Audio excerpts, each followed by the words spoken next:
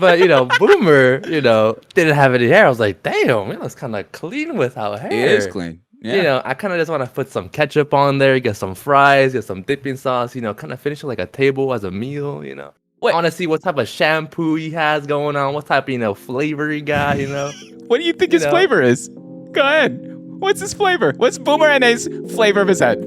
If I could tell you, I wish I knew. I'll be honest. I wish I knew. Probably some apricot flavor. Some unordinary RNG based thing. I don't know.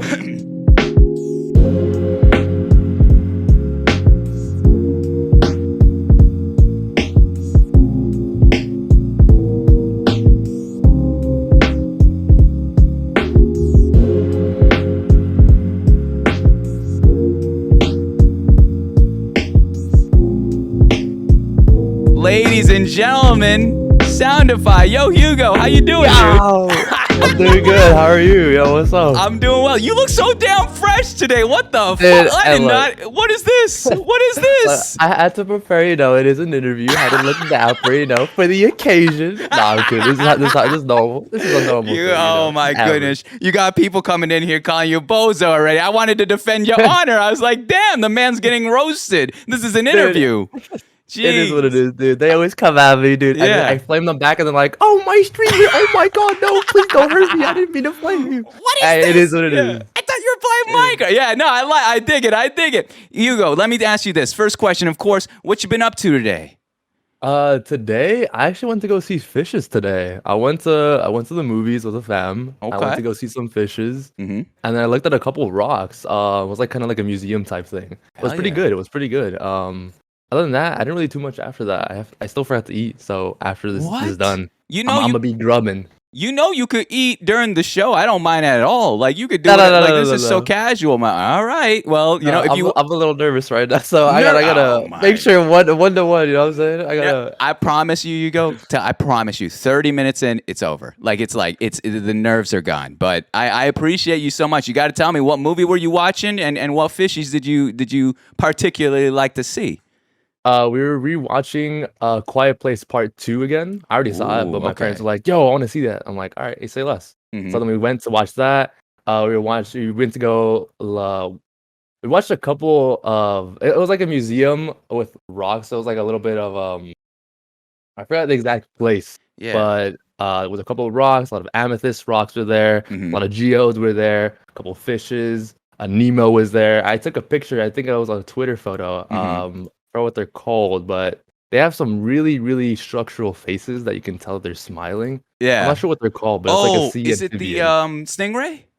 Stingray, yeah, that's what it's called. Yeah, yeah, Yeah. yeah. Oh, those scare me, And man. that really took a liking to me. I was like, whoa! I Wait, didn't know they had faces. wait, the stingray was giving you that face, giving you a little smirk? Well, it was showing up, so like you can see it from the glass, and it was like kind of like going up here, and you can see like Yeah. the little happy face. I was like, Yeah. what? That's It crazy. probably saw what you were rocking today. All right, Hugo. That's why it saw you with the fit today. It was like, yo, maybe I got a shot. Maybe I got a shot. Let me give you that quick smirk, and we'll see what happens. Honestly.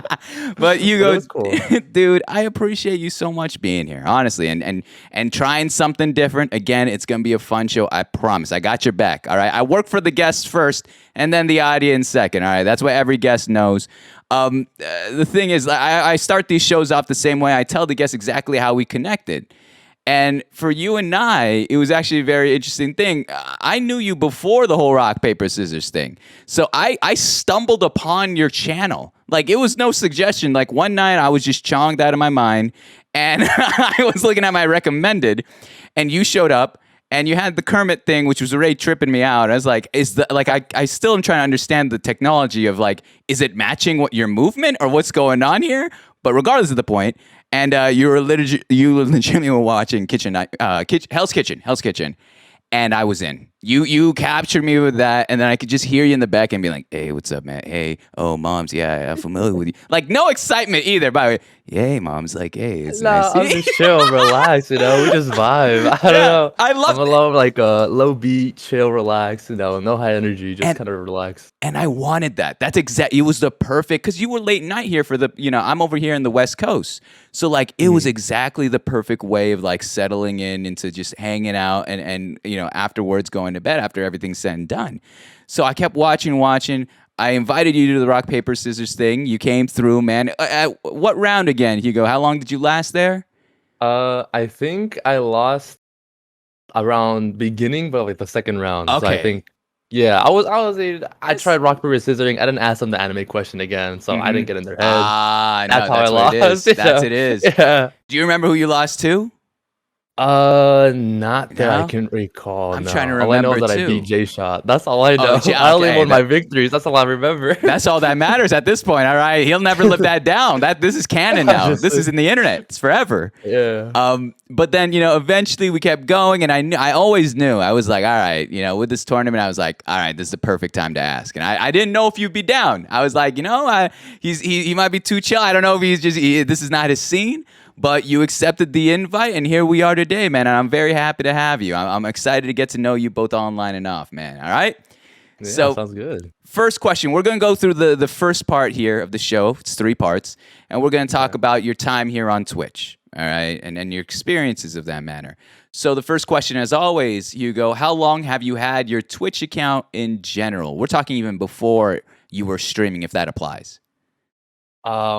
I got my Twitch account about 5 years ago, back when Justin TV was branded as Twitch TV Yeah. before they renamed themselves as Twitch. Wow. Back in the days when donations, subs, and all that, before you couldn't monetize a stream itself, Mhm. was pretty. It was insane to think about that you could do that, and that was about 5 years ago. I used Mhm. to watch a lot of Soda Poppin, Summit, um, Wreckful, and like all the other old streamers as well, which aren't really as popular as they used to be. Yeah. But that's kind of when I got in. I didn't really talk in the chat until about 3 years ago. Mhm. But it's such an insane experience that how far this platform has even come out. Yeah, that's dope. So you and Old Frog, you and OG here, all the players from back in the day, still doing Yeah, their thing here now, and of course, R.I.P. Wreckful there. Um, yeah. Let me ask you this: how did you even find the platform in the first place? How did you find Twitch? I found Twitch because of Soda Poppin. He has Yeah. most of his content back then are definitely you can't even do now. There's Oh, just, no it's shot. just terrible. Oh my god. Um, oh my god. So yeah, I found it off of him. He used Yeah. to stream a bit of like just prank calling people on like WoW customer service and whatnot, Mm. just like literally making havoc. Hmm. And then he would usually put on the end of the on the other screen like a YouTube video, like, "Oh, you can follow me on Twitch. I stream on here," Yeah. and they just kind of monetize it off that. Yeah. And everything else is kind of just history. Damn. And you mentioned something there in that story. You said I didn't even start chatting until 3 years ago of your 5 years being here. Why the sudden change? What made you start chatting?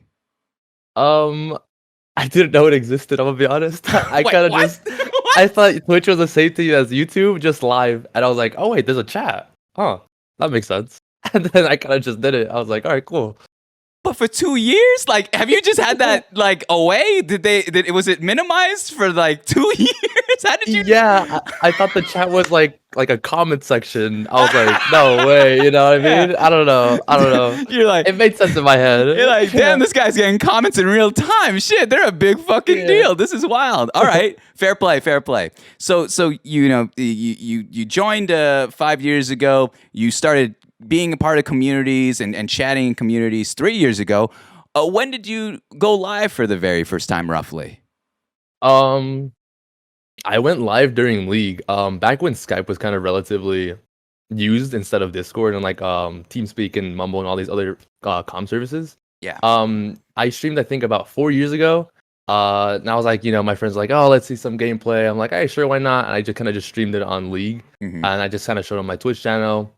There's a couple my old friends that would like the first followers like knew that I did this, but I Yeah. didn't really do it consistently. It was kind of for fun, like, "Oh, Mhm. I'm playing a game, they want to see." I'm like, "Why not?" I only started streaming more consistent about 2 years ago, like 2 to 3 years ago. It was Mhm. still relatively League until I met a couple people on the way through a ranked match. I wasn't as good as this person, but I'm Yeah. pretty sure a lot of people know this person. He goes by Boomer NA. He was a Kindred Oh. main. We Yeah. met on a game.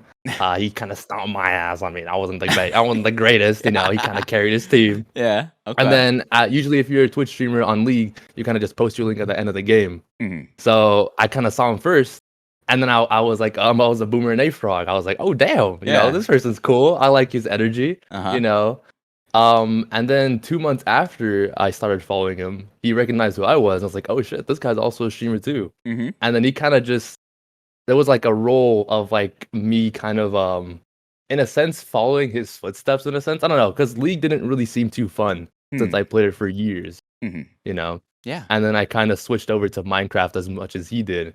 And I'm Yeah. be honest with you, as much as I say it, I would not have a platform if it wasn't for him.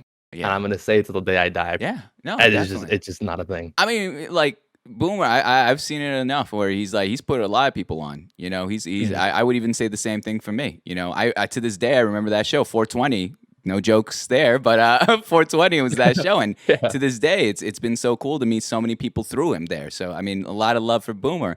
Let me ask this though: with your first stream, tell me what was going through your head. What were you playing? You were playing League, I assume. I was playing League, yeah. Yeah. I didn't really think much of it. I just kind of streamed, and I was like, my friends were watching. I didn't really look Hmm. at the chat. It wasn't there. It was just me, the gameplay, and my friends. You Yeah. know, they were just kind of looking what I was doing. Hmm. That was really it. There was not much to it. Nice. And you mentioned like a couple months later or years later from that, you decided, Mhm. hey, I'm gonna try to be more consistent. What was the turning point in your time or your journey on Twitch where Um, you realized, oh, I'm gonna be more consistent with what I do here in terms of streaming? I saw this streamer named I am Gosu. He's a Hmm. League player that did random clips, like really pop off clips on League. And I was like, oh my god, I can do this too. If he can do it, I can do it. Hmm. And then I tried, sometimes things don't work out, but you keep Yeah. trying until things happen, to pop off. Hmm. That was mostly he was like mostly the biggest reason I even started to even be more consistent with it. I started being an AD carry main, which is like a bot lane player, someone that Mm. carries the game in a sense as a range character. And I kind of followed that footstep too. But he was mostly the reason why I started being more consistent about streaming it, and I kind of Wow. looking at the chat and stuff. Yeah. That's awesome. That's awesome. Cool. Yeah. So going from there, all right, when did you realize that Twitch, content creation, streaming, whatever word you want to use, was going to be a bigger part of your life? I had no idea any of this was gonna Yeah. happen. I'm gonna be honest. It kind of how do I start with this? I don't know. Um, Mhm. I'm not sure. I'm not sure how to answer that actually. I don't know. It kind of just happened. I'm like, dude, this is real. Like, oh Mhm. my god, this is happening, Yeah. and I don't know how to. I don't know. I don't Yeah. know. There's no words I can think of right now that makes That sense. that was probably the most pure reaction though. What you just gave. Like that probably in its own right was the answer. Where you're like, "Oh, it just started taking off." Did you tell me this like during your journey here then? At what point were you just like, yo, okay, like I'm enjoying this. Like, what do you gain from streaming, Hugo? I guess what I'm trying to get at. What did Oh. you realize you gained from streaming? Let's put all stats and money aside, but Mhm. personally, as a human, when you recognize that, hey, this is something that's feeding me. What is that thing? What is that thing that it's building you? I feel like it's more enjoyable to stream a game with I guess a community watching, because I guess Hmm. they can also give feedback, talk, banter and whatnot. It's Yeah. not just you in the game, just vibing with the game, but it's more of just like I guess if people were in the back watching as a spectator in a sense, Hmm. and they can also chime in. Oh my bad, they can also chime Oh, in. yeah. All right. All right. Um, but also I feel like the social aspect is a very great part about it. I don't know. I feel like just because usually I'm not one to talk a lot. Hmm. I'm surprised I'm even talking a lot because it's an interview. But I don't really talk that much. I'm not really one to initiate any conversation. So people usually say something, I read it, they talk. It kind of works out for me because I'm not the one to talk. I don't know if that makes sense. Really? Like that's Yeah. surprising on two manners because one, being a streamer, it's kind of our thing. We kind of have to talk, Mhm. or being content creator to some degree. But second one is like I would have never guessed that. I would just think you were more of a chill person. Like that. That's overall. I didn't think that wasn't you. So that's fascinating. Knowing that you're more of a would you say introverted individual? I feel like I'm introverted and extroverted. I can definitely adapt easily. Hmm. It's just, I'm more kept to myself. Like, Hmm. I'm not one to like reach out to people and be like, "Yo, this and that." But if someone happens to reach out to me, I'll be like, "Yo, anytime you want, I got you." You know. Oh my Um, gosh. Yeah. I don't know. I'm very relaxed. I do my own thing, and if something happens to pop up, it pops up. I love Yeah. that. I love that. That's so nice. That's actually very. that might be one of the most unique things I've seen around these parts here on Twitch, because everyone's kind of trying to create something and like, here's the content for today, here's the event we're doing, here's this and that, and every time I go in your streams, every damn time, it feels like it's so calming. Like maybe it's the Kermit thing, maybe it's It could be, actually. it's a little bit of the Kermit, it's a little bit of like, I'm reading some people come in and sometimes they just say out of pocket shit. Like I'm pretty sure I remember last time. Like I said, I stayed up with you, Hugo. I stayed up until 5 a.m. Pacific Standard Time here in Washington State to watch the Hell's Kitchen finale. That's and I didn't even have the heart in me to even like type. I think I typed once, and it was to laugh at. I think I laughed at like Delta or something, because Delta was like, "You're all Team Eddie just because he's hot," and I was like, "All right, man, all right." Yeah, it's like, I feel like that, yeah. Yeah, I was like, "You got out of pocket, man." But honestly, man, I love your streams. There's a lot of places I go in, and it's like work. It's like I'm sizing up what's going on and kind of reading into the communities, into the content. But with you, it was pure I was so relaxed, and I love it. So people are calling me Stans right now because I'm saying all this stuff. But honestly, dude, like I love what you do. I love the community that you bring together. And there's a reason that people come and gravitate to you. So this is an honor on my behalf to be able to learn about your life, all right? One more question, though. One more question about, I guess, the beginning part of your Twitch journey. How have you as a creator evolved from when you first started? So back whenever you started about 3 years ago consistently to today, how have you changed as a person and a creator there? I feel like it wasn't exactly what I did, but mostly the game I played. I'm not sure if you know how bad the League community is in terms of their little bit. toxicity. Yeah. So basically, slurs. There's certain slurs Yeah. that were deemed normal there, and I used to say it quite a bit. But ever since I switched over to the Minecraft community, it's opened a light, and I'm like, oh damn, why did I think this was normal? And like it kind of was also kind of normal to say around like a couple of my old friends as well that I talk to every now and then. Yeah. And then I realized, damn, I kind of say this as a it's a normal vocabulary to say like these certain things that shouldn't be normal. It's like, I don't know. It's hard to explain because when you play League for years, you kind of normalize certain words that shouldn't be normal, such as, the R slur and this slur and that slur and that slur. And you can look at any other League streamer. It's just, you can look at their Twitter feed. There's words that are used like, till this day. And it's crazy to think that the League community has deemed it to be okay to say those things. But I mean, there's not much you can do as a person, if you don't have that voice to like say, oh, this is not okay to say and whatnot. But the transition from League to Minecraft has definitely expanded my vocab in terms of not saying derogatory terms. Yeah. Easily. I don't even know if it's just vocab. I think it's just education in general. Like that, there's a maturity factor in this too. And I'm not trying to dog on League and all that. I will say that kind of verbiage is grossly inappropriate. But like, you are a product of your environment, and so if they are all hanging out in the same like-minded mentality, they're gonna say that stuff. But for you to go from one point to another and educate yourself and recognize the changes that needed to happen, not just within your vernacular, but in you as a person, we can only judge you on the present, like where you at now and how far you've come. So that's awesome. That's awesome that you've. It sounds like, long story short, with that one, it's maturity that you've grown as a creator. I love that. That's so good. Damn, man, you're already killing it. We are not even. We have not hit the belly of the beast of the show. I'm already feeling good with this one. All right. That being said, Hugo, here's the thing. All right. I haven't been on Twitch for very long, maybe a year and a half now. And so I can't be everywhere at once. I'm always exploring this place. It's fascinating to me. I love it so much. I love what I do, and talking to all you people here, all you creators and different personalities that I get to meet and mesh with. So that being said, I have your channel pulled up, and I have 3 of your clips that I just want to talk about, man. We got why every time. People look so scared, but it's there. It's public information, Hugo. I know. There's just some things I don't know. What do you, some things? What do you mean I some don't know. things? There's some things I do, and I'm like, damn, I for real did that shit. Oh my god. I don't know, to relive it again.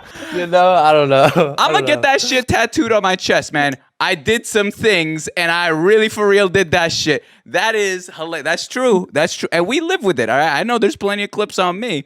But this first one here, all right, I'm going to switch over scenes. You could follow along. You could listen along on your end.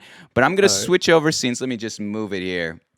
This one's super fast, all right? This one is super fast. So it's a quick burn, all right? It's nothing too hard. Yeah. Remember how bad it can be? It's clips. You know the clips. This one's literally 8 seconds long. I know this one. Oh, you know this one? Then it just says, the title says, "What the fuck, Hugo?" Let's give it a listen. All right, 8 seconds long. I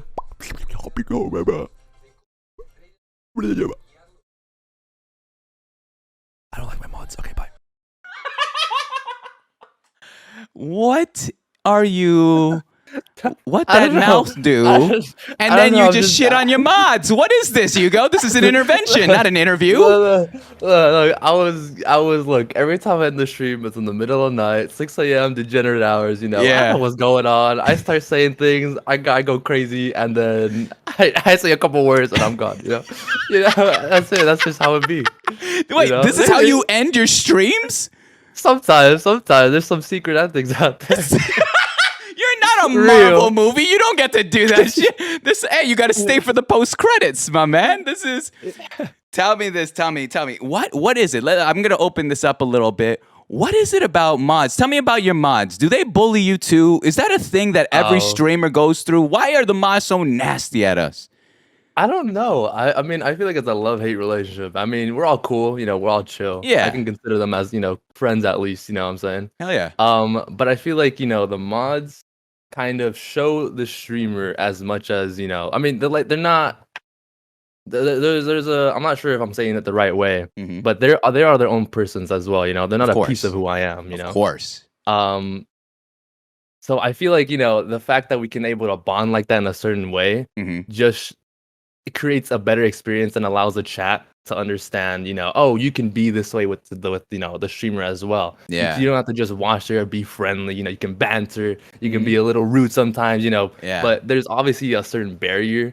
And I know some people don't understand that, but it's definitely a learning process. So I feel like it creates a good environment, a very wholesome, fun environment for everyone to kind of like vibe together in a sense. I think you hit the nail on the head on that one, where it's like the mods really set the tone if you think about it. Because with us, we're trying to entertain, we're trying to do our thing, we're trying to create a mood, a community, whatever you want. But the mods kind of give you that threshold of what is it that we shit on? What do we shit on the streamer? And here's the bar, all right? Here's the line, don't go past it.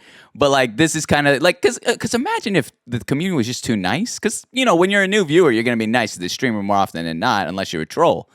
So like with the mods kind of, calling you stinky or old or bald or whatever it may be. I think I'm just projecting at this point. It kind of allows to break the tension and ice. I like that. All right. Yeah. That's the first clip, right, Hugo? That's it. That's not too bad. Not too bad. How bad can moms get? Who knows? Let's get to this next one here. All right, this next one is titled Catboy Hugo, and we're gonna jump into this. Oh, the Catboy days! My goodness! This might have been the best part. I don't know. This needs to come back, I feel like, but let's give it a look. It's only 11 seconds too. All right, quick. All right, take it. It's a Band-Aid I'm ripping off here. Let's take a listen. Oh, like that? Is that good? I looked like that. Oh my god! That good?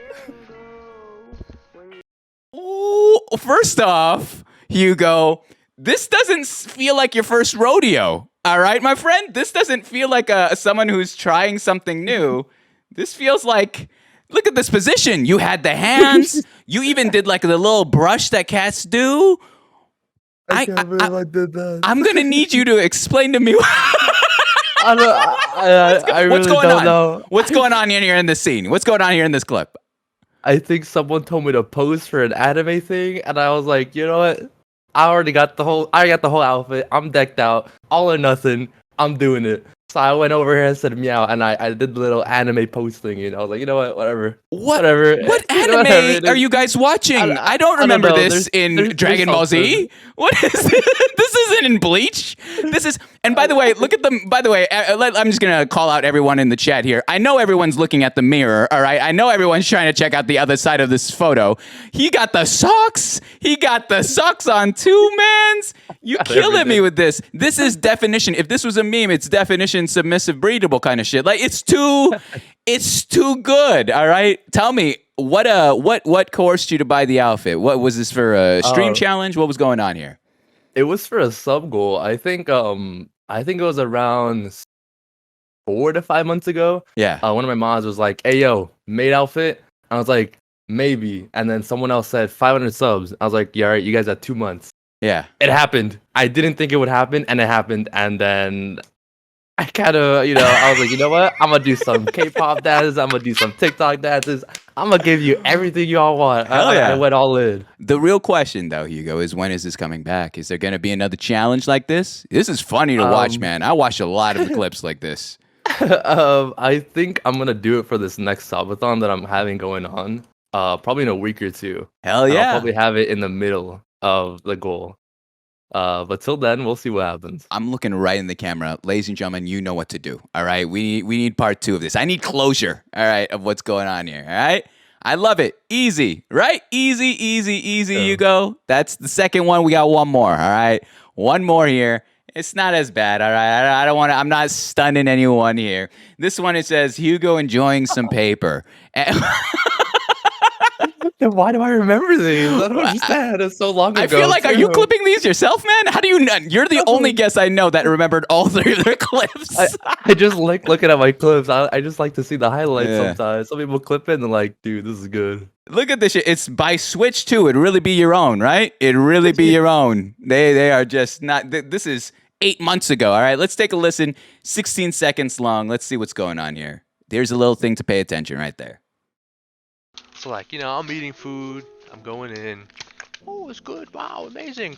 Oh my god, it's really good, bro. Oh, it's good. It's good. Bro, that's literally me with food. I swear to God. What is this, Hugo? What are you trying to accept? How did the conversation get to you taking the whole paper by the mouth? What's going on here? I think someone was asking, how do you eat food so fast? Because I know some people don't eat food that fast, relatively fast. I'm the type of person that inhales my food. I don't even chew sometimes. I kind of it just goes down and boom, done. So I'm like, oh, sometimes the food is really just that bomb. And I kind of just boom, inhale, gone, devoured, destroyed, out of the world, plate done, a minute, gone. Okay. Now, out of curiosity, I gotta know, what are some of the things that you nomin on quick? What's the most difficult food to eat quickly for you? Chicken wings, because that's bones. Have you seen that new trick though, where you kind of just you put them if you got flats, you just. This is gonna sound terrible. I don't want to say finger. I'm trying to not say that, but you know what I mean. Where you do this and then you kind of just dip it down and it all comes out together. Yeah. I'd rather just have boneless wings, to be honest. That's fair. That's fair. Nice. How so is it that because you're no camming too? So what's the rush? Why you going so quick? It's not like they're watching you eat. I don't know. I think I just got used to it. I used to work in how you call it, in the food industry. There's a certain word for it that I can't figure out. I used to work as a busser, food runner, and as a server sometimes. And you're not allowed to really have breaks, so you kind of have to speed run food. I used to do a lot, before I even worked in that type of industry, but I kind of got used to it, and I feel like that kind of excelled it even more. Because you're not really allowed to have time to yourself, just 10-15 minute breaks. Lunches kind of don't exist because you have to always kind of manage the tables and stuff like that. Damn. But yeah, I think that's a really big reason. I mean, I just love food too, but that's true. That's mostly why. I love that's my favorite is when I catch you like I come in and I know you eating behind that VR cam. I know your ass is eating Oh yeah. something and you're just nomming down and you're like, oh hey, thanks for stopping. Hey, nice to see you here. I just like this. Yeah. I'm just chilling with them. Yeah. Oh my gosh. I love that. I love that. Anywho, all right, those are all the clips. Easy, right? Not bad. Oh, not too bad. Not too Break bad. the ice, we're feeling comfortable here. That being said, Hugo, as much as I love Twitch, and I do, man, I love what I do here, I also love Twitter. And Twitter is just so, it's, Oh. I'm numb. It's like, Oh, it's yeah. so good. And so I have 3 of your tweets here, and we're just going to talk about them, man. We're going to open it up for discussion. Okay. We'll just see what goes on in Hugo's mind here. All right. So this first one was I have here was April 2nd, 2021 at 3:27 p.m. So mind you, it's a day after April Fool's. So this is definitely something more serious. And it says here, I'll drag it here on main cam. It says, when I did my physical exam, I didn't realize the power they had to make me pee on command. So, like, want to explain what's going on? What's going on I can explain here? this. I can Please. explain this. Okay, look. So, if you get a physical or you get a doctor, right? Or Yeah. you get an exam to like kind of pee. Dude, I feel like I don't drink any water, no food, nothing's in my body, nothing in my system, right? But they're checking my, my height, my weight, they're checking my blood pressure, this and that. And then I don't have to pee or anything. I don't have to like use, the restroom or anything. And they're like, oh, can we get your, can you pee in this? We need Yeah. to test something. And then all of a sudden, I have to pee really bad. I don't know how they do it. I swear to God, they're actual superpowers. Mhm. I don't understand how they do it to where I don't have to pee, and then all of a sudden I hear pee because they're the nurse or doctor, Yeah. and then I have to pee instantly. Like there's a sudden rush of just energy. I gotta go now. I don't know how they do it. Like someone has to explain this to me. There's gotta be an actual explanation. Like I truly feel strong about this. I'm not even kidding. Firstly, I'm 28 years old, Hugo. I'm just going to tell my age right here, right now. Okay. I've gone to a physical every year of my life.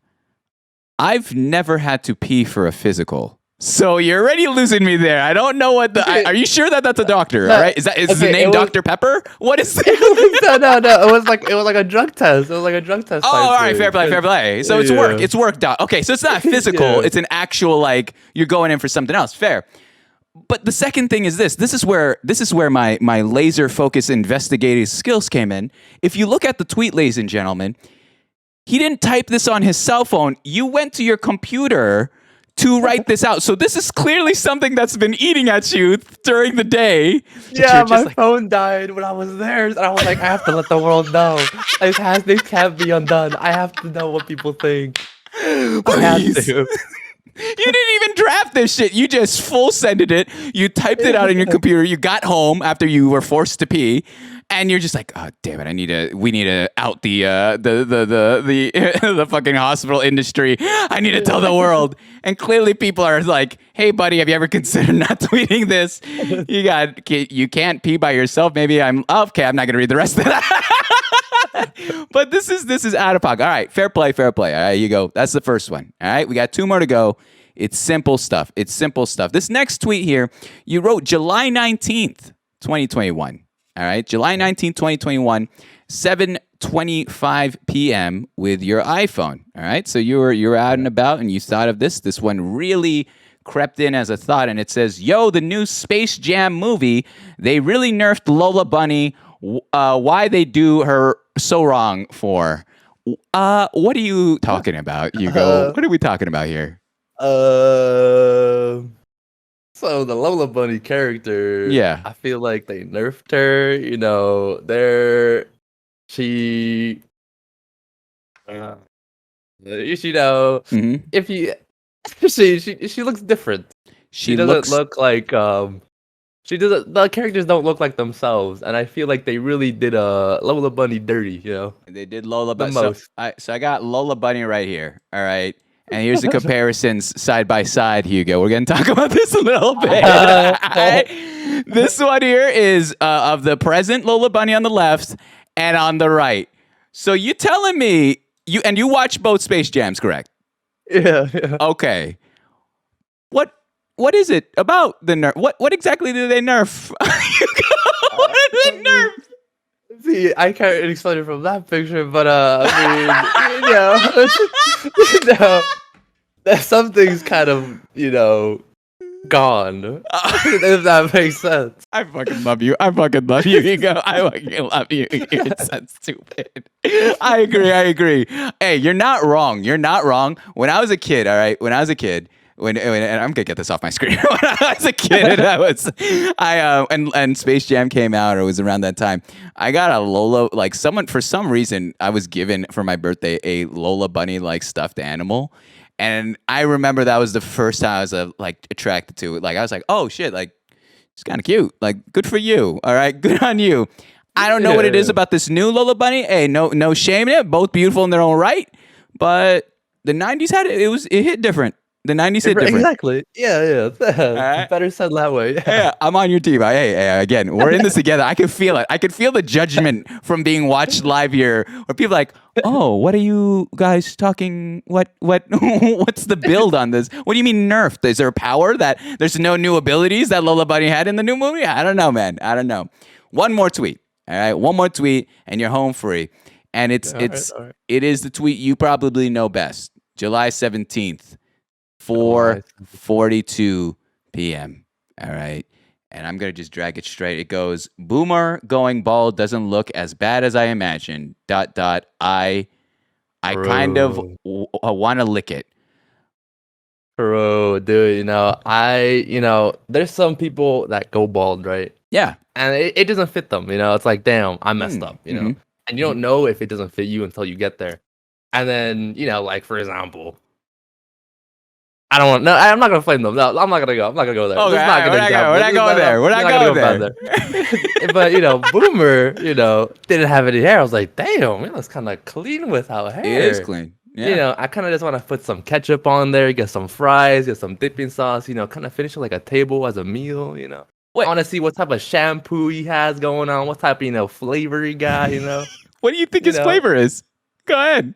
What's his flavor? What's Boomer and his flavor of his head? If I could tell you, I wish I knew. I'll be honest. I wish I knew. Probably some apricot flavor, or some unordinary RNG based thing. I don't know. The thing is, wish I could tell you. I read this tweet though, Hugo. I read this tweet and I was so confused because I'm like, lick it. Like, what food item do you equate to Boomer's head? Like, what were you like? Is it? I'm not gonna answer the question for you. Lollipop, like a bomb ass lollipop, those watermelon, those really good tasty ones. You just gotta hear that sound go, like, oh, bro, good, that's amazing.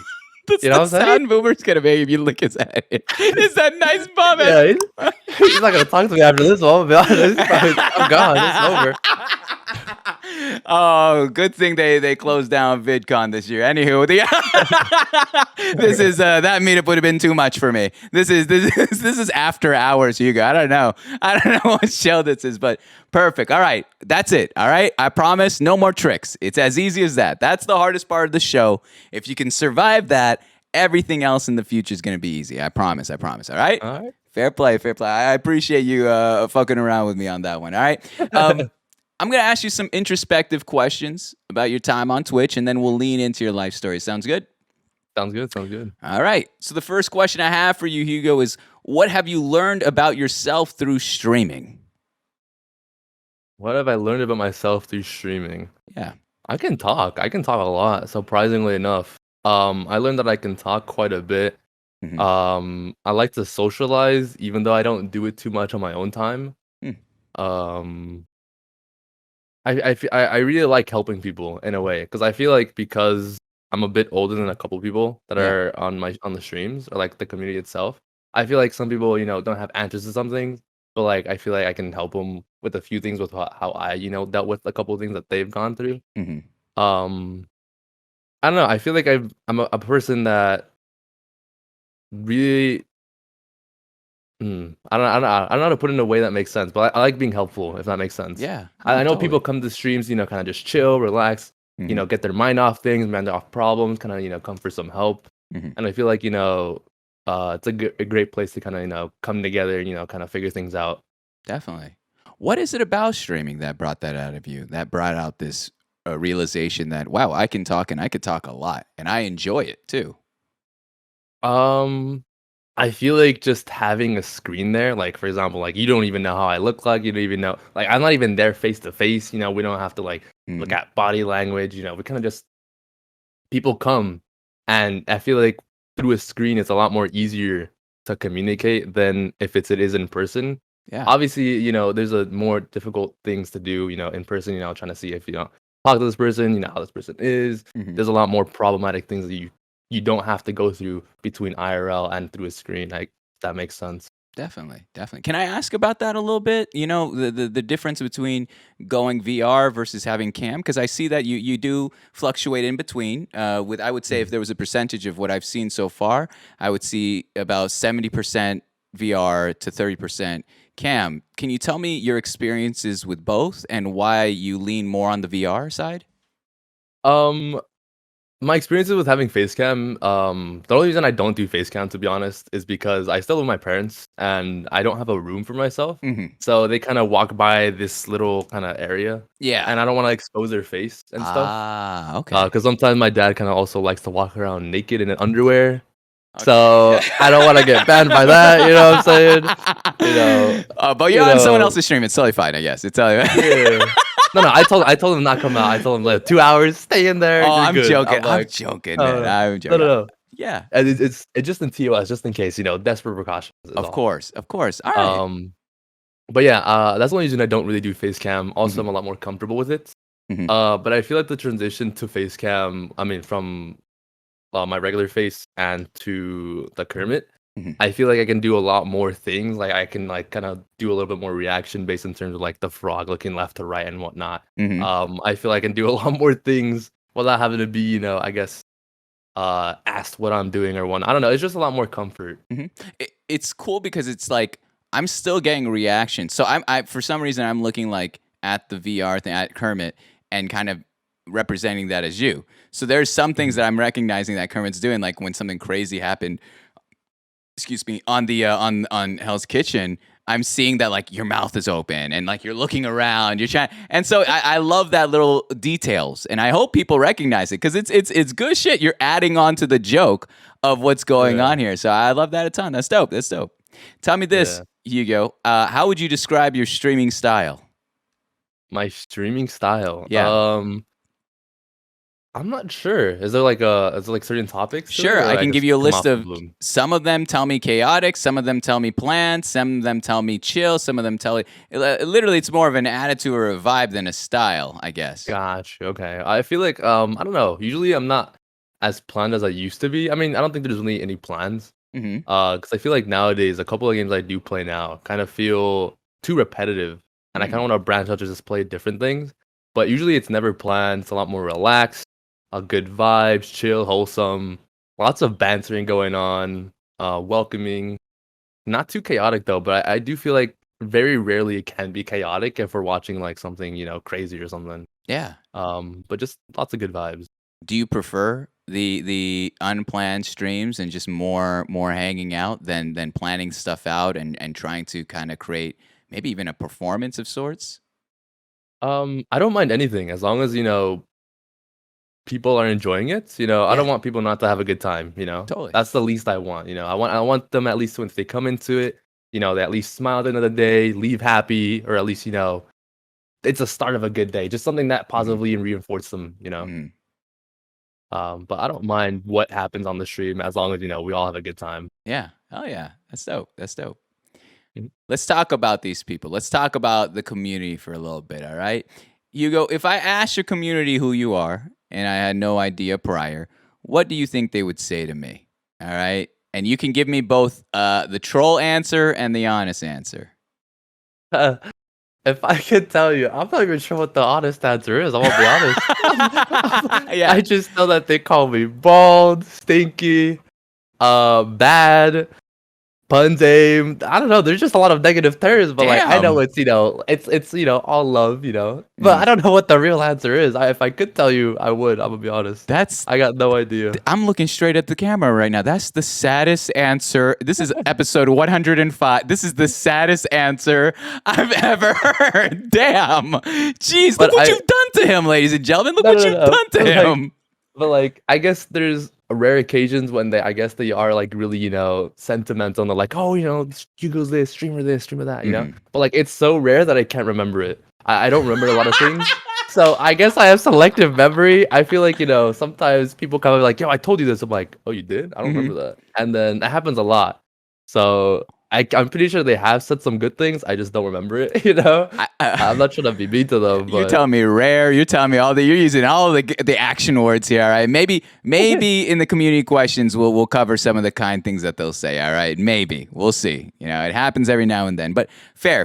So they got all the bald, stinky, whatever, bad, yada yada. Let's flip it on them then. All right. So you have an opportunity to defend your honor and such. How would you describe your community to me? If I showed up on your stream, whenever you stream next, and I say, yo, Hugo, tell me about these usernames, these faces, these community members here that are joining me in the chat. What would you say of them? oh, they're so welcoming. They're so nice and wholesome. Usually, like, let's say if there's a new frog happens to come in, right? Yeah. A new frog comes in, they're like, oh, what's up, guys? People, hey. There's like 10, 20 people like, oh, people, hey, what's up? And they Yeah. welcome him in. They make him feel, at home, make him feel safe, comfortable. Um, but my community is definitely, I feel, I mean, there's obviously, some communities the same way, but, we're definitely, a smaller one, you know, gonna upbring soon, maybe whenever that is. Yeah. But they're definitely a very nice, wholesome community. They like to joke around with people. And then, sometimes the new people come in and they're like, oh, oh, how are we like with the streamer? What's going on? What's going this? What's that? And they ask a question and everyone, hies in and tries to help them out, like make them feel like they're, they were here to begin with and they weren't new. That's Um, paramount, dude. What you're saying right there, that's super important. Where like as a streamer, when you can like let go a little bit and have your community be the welcoming ones rather than just you is huge. And I see that a lot in your streams where it's like, you're holding triple digits. You got a lot of people in there, and you're able to still hold conversation pretty well and be very welcoming. But also your community is extreme. Like I remember anytime I'm there, I'm getting like 5 hellos, this and that, and it's so. I feel bad because I'm on mobile, and then they make fun of me that I'm on mobile. But but I love it. Like you're legitimately, you are a second home to me. That's how much I love what you're doing on Twitch. You guys are legitimately a second home. Let me ask one mystery question here. All right, how has your community helped you in a way they aren't aware of? um, I feel like they've helped me in a way, and I'm not sure if there's another question as well, because they can also tie into it. Hmm. Usually since I don't talk to people, right? Yeah. There are times where I can feel like kind of alone and stuff. But I've dealt with that, I've learned to be alone and stuff. I learned to like not really talk to people and like kind of close myself. Yeah. But I feel like every time I turn on the stream, there's people there. They're like, "Yo, what's up?" They're here to have a good time. It's like, it's like I was never in a bad place to begin with. Wow. But I feel like they've 100% the community has definitely helped me not feel as alone as I should feel. I don't know, because I feel like that can go in many broad terms. You know what I'm saying? May I ask a little bit of a personal question? Yeah, go ahead. When you say as alone as I should feel, is that by choice or by circumstance? Um, I don't know. I feel like it's a circumstance. Mm. I'm not really one to initiate any conversations. Mhm. So I feel like turning on that start stream button, people just welcome me as if I was, watching myself in a sense. I was Yeah. like, oh man, damn, Yeah, I feel So that. that's like, damn, that makes me feel good. Like I didn't even do anything, and now my day is good all of a sudden. Yeah. You know? It's like reverse streaming. It's like you get to just be a part of it, and everyone is just there together. It's equals, and it's just like, hey, let's have a fun time. That's so Yeah. cool. And what's even more impressive is the consistency in which you do it. Like I don't know, are you live every day? Yeah, I go live every day. I used to stream Jeez. around 3 p.m. PST, Yeah. and then I put it a little bit later on. Yeah, as like more of a laid back, because I feel like in the day, I'd be like top of the morning or something, like good afternoon, like kind of Yeah. have higher energy type beat. Yeah. Oh, I love this schedule change. Honestly, the late Yeah. night feels is so nice. So like again, the fact, and I don't know how long you're gonna be doing this, like streaming until 5 a.m., dude. I don't know how long that's gonna keep going, but like I don't know. I love it. I love it so much. It's so fun. It's so good. But and just like that, you go. That's the first part of the show. All right, it's easy, Alright. man. It's easy. You still got the Yeah. nerves you talked about at the beginning. A tiny bit. I mean, but I try not to think about it. Oh my god! And it doesn't help that I just brought it up. But anywho, No, you're good. You're good. You're good. You're good. no, I don't know. It's not there. It's not there. you're doing so well, man. You're killing it. You're killing it thus far. Let me say this. We're gonna lean into the heart of the show, which is life story here. But Hugo, do you need to use the restroom at all? Do you need to get any water, any of that jazz? Oh, let me get water. Actually, Yeah, go ahead. Go ahead. I have like 3 for bathroom sure. breaks installed in the show, so you can go ahead, do your thing. All right? Gotcha. Go Gotcha. ahead. Go ahead. That's on you. Oh my goodness. Everyone here, thank you so much for being a part of this, man. Hugo is an absolute sweetheart. You guys are right, man. I feel like I'm standing too much. All right, I need to stop standing too hard. I'm way too big of like. I try my best. I'll tell you this right now. Like as an interviewer, I'm trying to be professional, and I try to not use words like I'm a fan. But like I'm kind of a fan, dude. Mom's the Stan. Okay, all right, Nye. All right. Hugo Stanny's. All right, you guys are our streamer. There it is. Hugo. Yeah. All right, I gotta use the restroom. These bathroom breaks are mainly me. I know my tiny ass bladder. I'm a tiny ass man, so I'll use the restroom. I'll be back in 1 minute. The community is yours. All right, you go talk to him. I'll be right back. All right. Sounds good. Sounds good. Yo, hello. What's up? What's up? I don't know what to say. This is.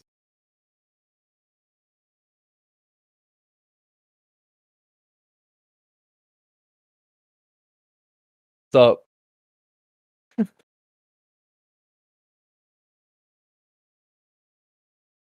Oh, all right. So wait, what's going on? I don't know what to do here. I usually don't have my face on. This is weird.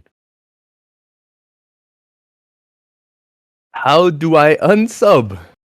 Here, I got you. Ready? Watch this shit. Never mind. Hugo, clip that. I'm not gonna clip that. No. You like nice today. Alan, bro, you can never type, bro. What's wrong? Why can't you ever type? You like nice today. You know what? Flame Alan right now. Everyone say LOL Alan. Like, what? Room tour? I don't got much. Honestly, I live in a 1-bedroom apartment. I don't really have space. Literally, this is my bed right here. I sleep right here. I got, my Snorlax, my little dog thingy right there. And then that's Cookie Cat. Up there is a painting of Uncle Iroh knitted up as well.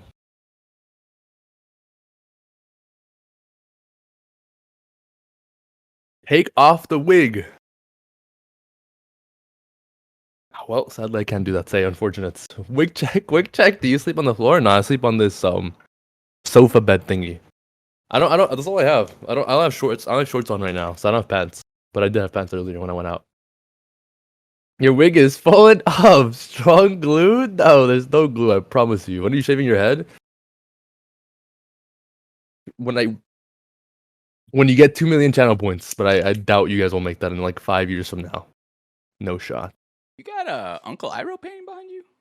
Oh yeah. There's one right here. You want me here? I'll bring it closer. Serious? Oh, that's Yeah. sick. Well, it's a person drew it. I mean, like kind of painted it and kind of did like a little bit of stitches, not stitches, like sewed it in. I'll show you right now. Give me a second. No way.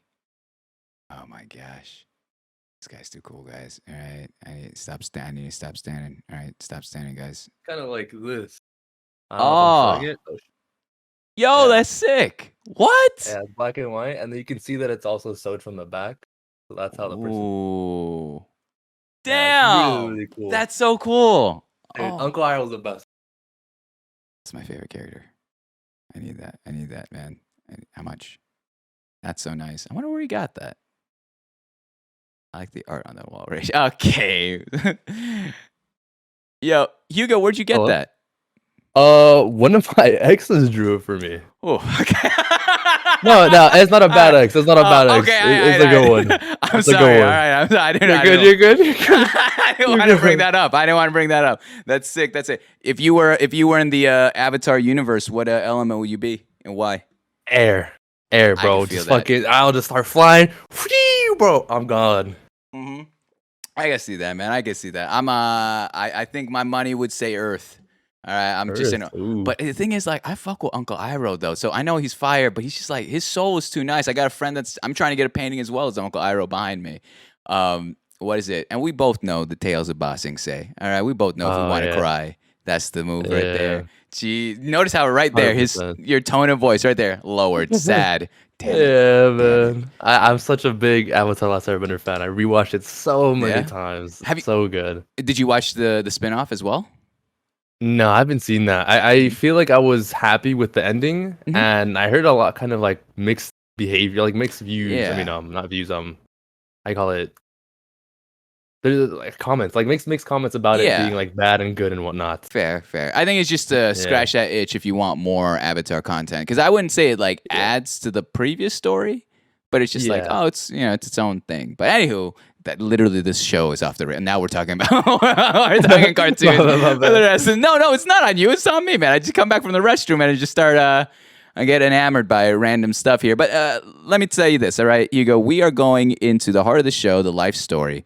And I'm going to say this to everyone that's watching here on Twitch, in the future on YouTube, listening on Spotify, and to yourself, you yourself here. All right, Hugo? And it's this. Any individual, content creator or not, that's willing to share their story, a piece of their life, should be respected and celebrated. This is not a place of judgment. This is not a place of interrogation. I'm not here to get you. I'm not here to expose or any of that bullshit. There's enough drama on the internet as is. So here's the thing, all right? My job as a host, as an interviewer, whatever you want to say, is to ask questions and to clarify things as simply as possible to make sure that we're all in the same understanding. However, that being said, if I ever ask a question that's too far, too deep, too personal, feel free to give me a vague answer, a non-answer, or just tell me to move on, and I have no problem with that. It's my job. Right. You have complete control of this portion of the show, and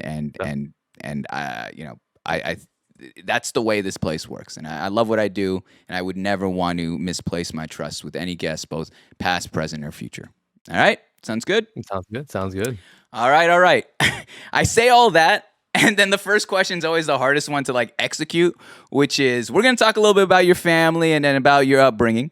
So without doxing yourself, if you can give us a general city, state, region, Hugo, where were you born and raised?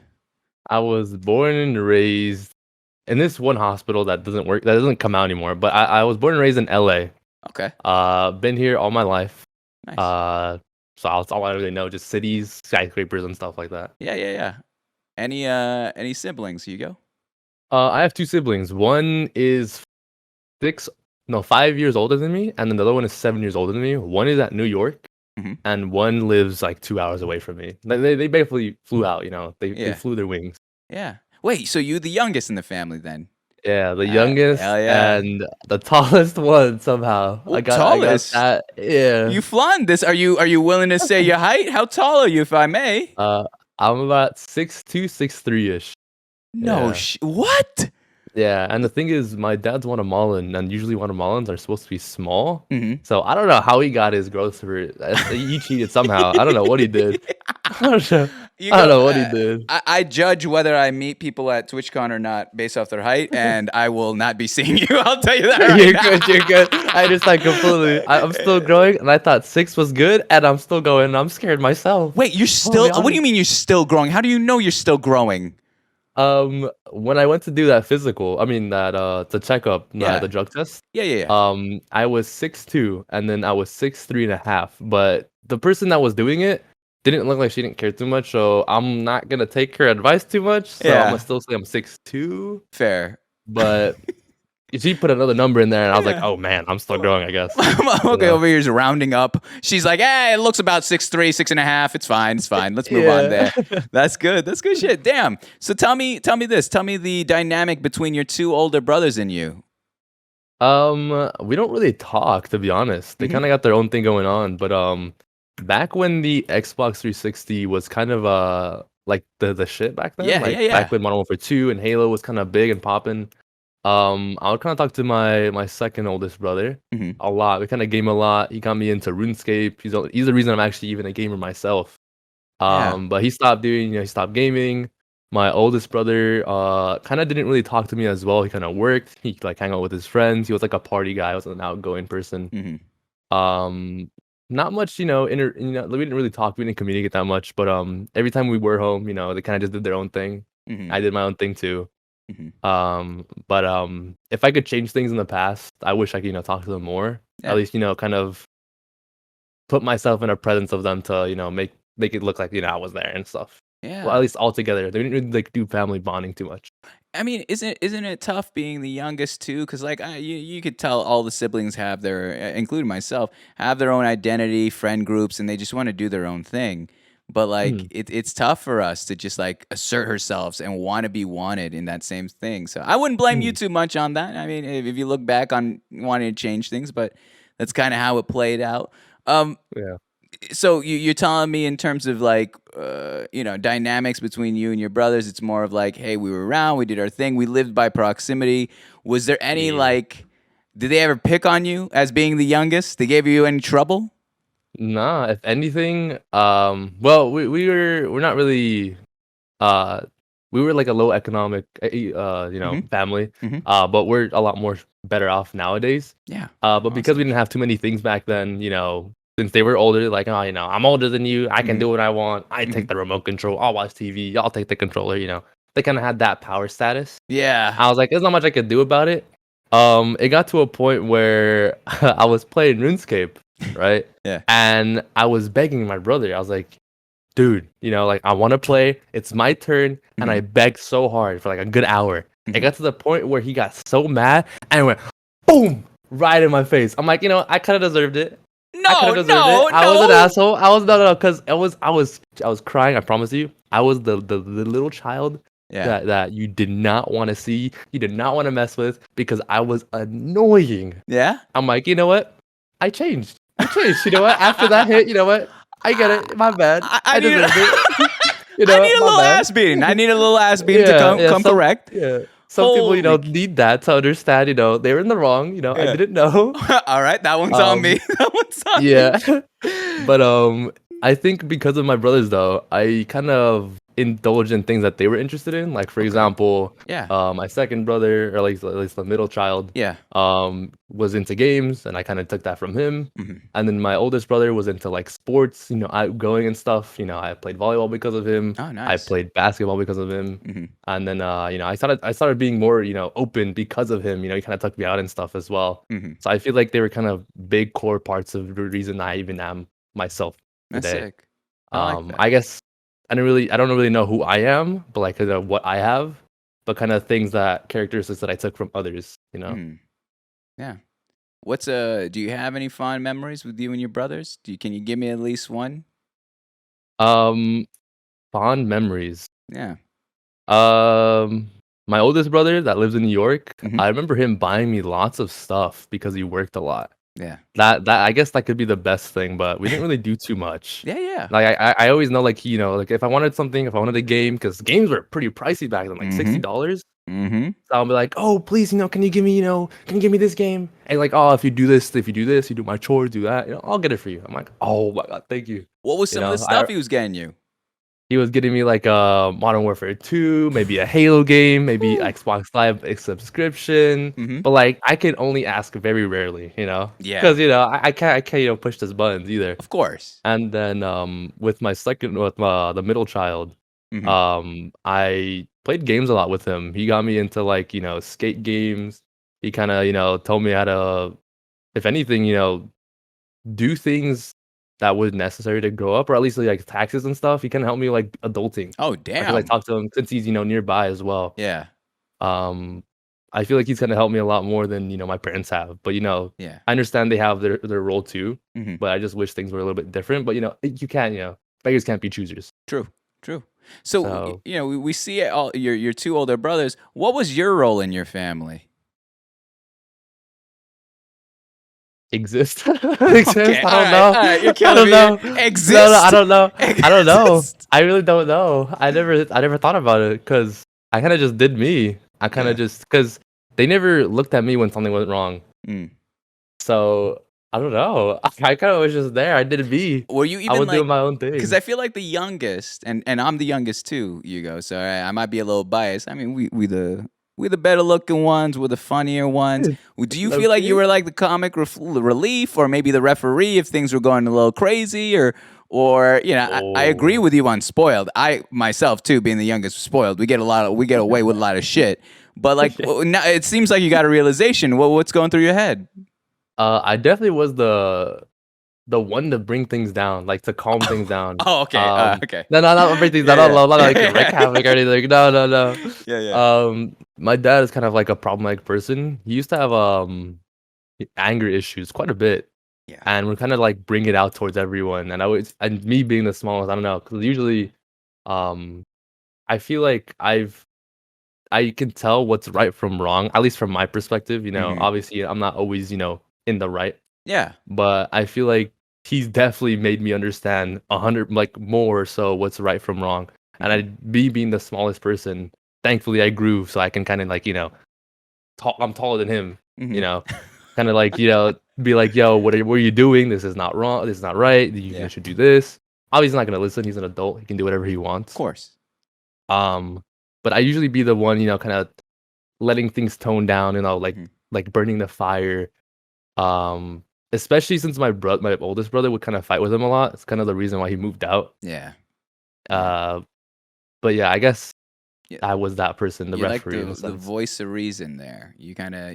able to read the room and see who's at fault, and kind of bring people together, bring them to the table, and let's have a conversation. We don't got to get too Mhm. toxic. I like that. That's huge. That's necessary, I think, in every family. And it's usually coming from the children. Either the middle or the youngest, I notice, are usually the Mhm. ones that have the most level headed. I would give the credit to the middle because they kind of disappear. Like they're not really Yeah. they're there, but they're there, but Yeah. hey, it's all right. You got whatever title there. All right. So we go from your siblings. Let's talk about your parents. Tell me about your parents. Tell me about your relationship with them. My mom came from Salvador. Hmm. She said a few things that happened that I don't know if I should talk about. It's not my Of place to course. say. Of course. Um, she came with a passport. She had an easier time coming from from the US. My dad struggled really hard Mm. trying to move from Guatemala to here. I'm pretty sure other people can, hear the same story. They went through like, a lava avalanche or like some Hmm. thunder and some things like that. I don't know if it's real, Yeah. but it sounds too fake to be true. But I'm gonna take their word for it. I'm not gonna call them a liar. Hmm. Hmm. They kind of had trouble going, getting their papers and stuff. Yeah. Um, but my dad works as a beer shipment, like in a beer shipment company. Oh, nice. Kind of like travels, he's a delivery driver. My mom works in like a Safeway. Hmm. Um, and I'm not really close to them as Mm. much as I'd wished, but I I'm not sure. Hmm. We never really got close that way. Like we never like talked about stuff. Like let's say if I was feeling bad or something, Yeah. my mom would immediately know. But like my dad's like the person to like be like, be tough or whatnot. He taught me, how to Yeah. have good work ethics. Because I Ah, used to yeah. work with him a lot when I was 7 years old. He had his own carpet cleaning company. We would also work at night. I'd also be there, go to sleep at 1 a.m. I think that's kind of why I have such a bad sleep schedule to this day. It's kind of normalized, it was Uh-huh. ingrained in a sense. Hmm.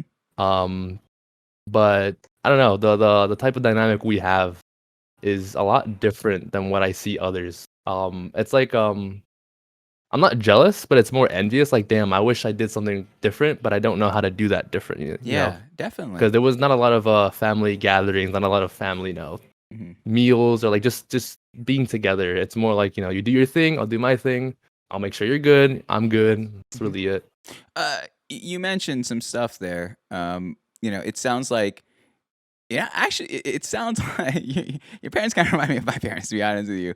Where it's like, the dad in the roles is trying to be like toughen you up, and you're like, no, the world's gonna throw shit at you, and like I need you to be Yeah. strong. And But with your ma, is like she could read you like a book. She knows when your energy is Yeah. down. And you're, do you, we kind of understand with your relationship with your dad, it's much more formal and it's much more like, all right, you do your own thing. It's individualistic.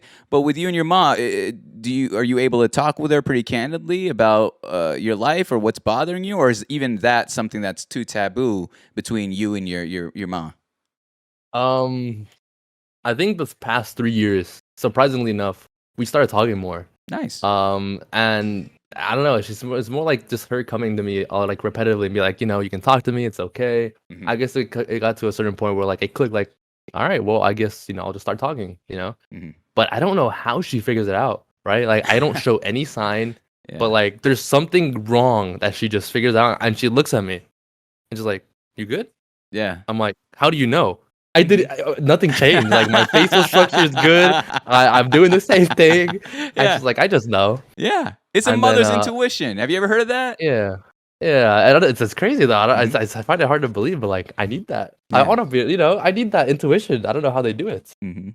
Mhm. Um, but she's definitely a more emotionally supportive person. Mhm. I can definitely come to her for anything if I need it to. I cannot even lie to her either. Like let's say if I don't know. If let's say if I do something bad, I don't know, or hypothetically speaking, let's say I steal or I do this, I do that, I get high, I do this. The first thing I come home, I go to my mom and I say, "Yo, I did this," because Jeez. I cannot fathom lying to her. I can't. It is impossible for me. I Yeah. have to tell her everything. Yeah.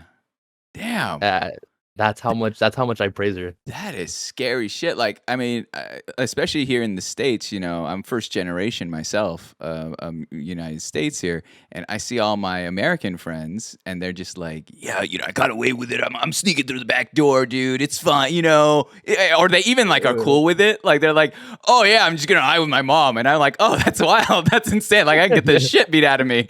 That's crazy. But I Yeah, love that. I love that you have that respect and that love for your mom to be like, I'm yeah. gonna be 100 with you, and especially Mhm, when I fuck up, I'm gonna tell you the truth. And mhm. whether that be you as her son or you as a man and as a human, those three aspects. To be able to do that, that's huge, and that shows a lot of maturity. And so I Yeah, think I think for some they might be surprised when they hear that. They're like, "What? What are you telling your mom all this stuff?"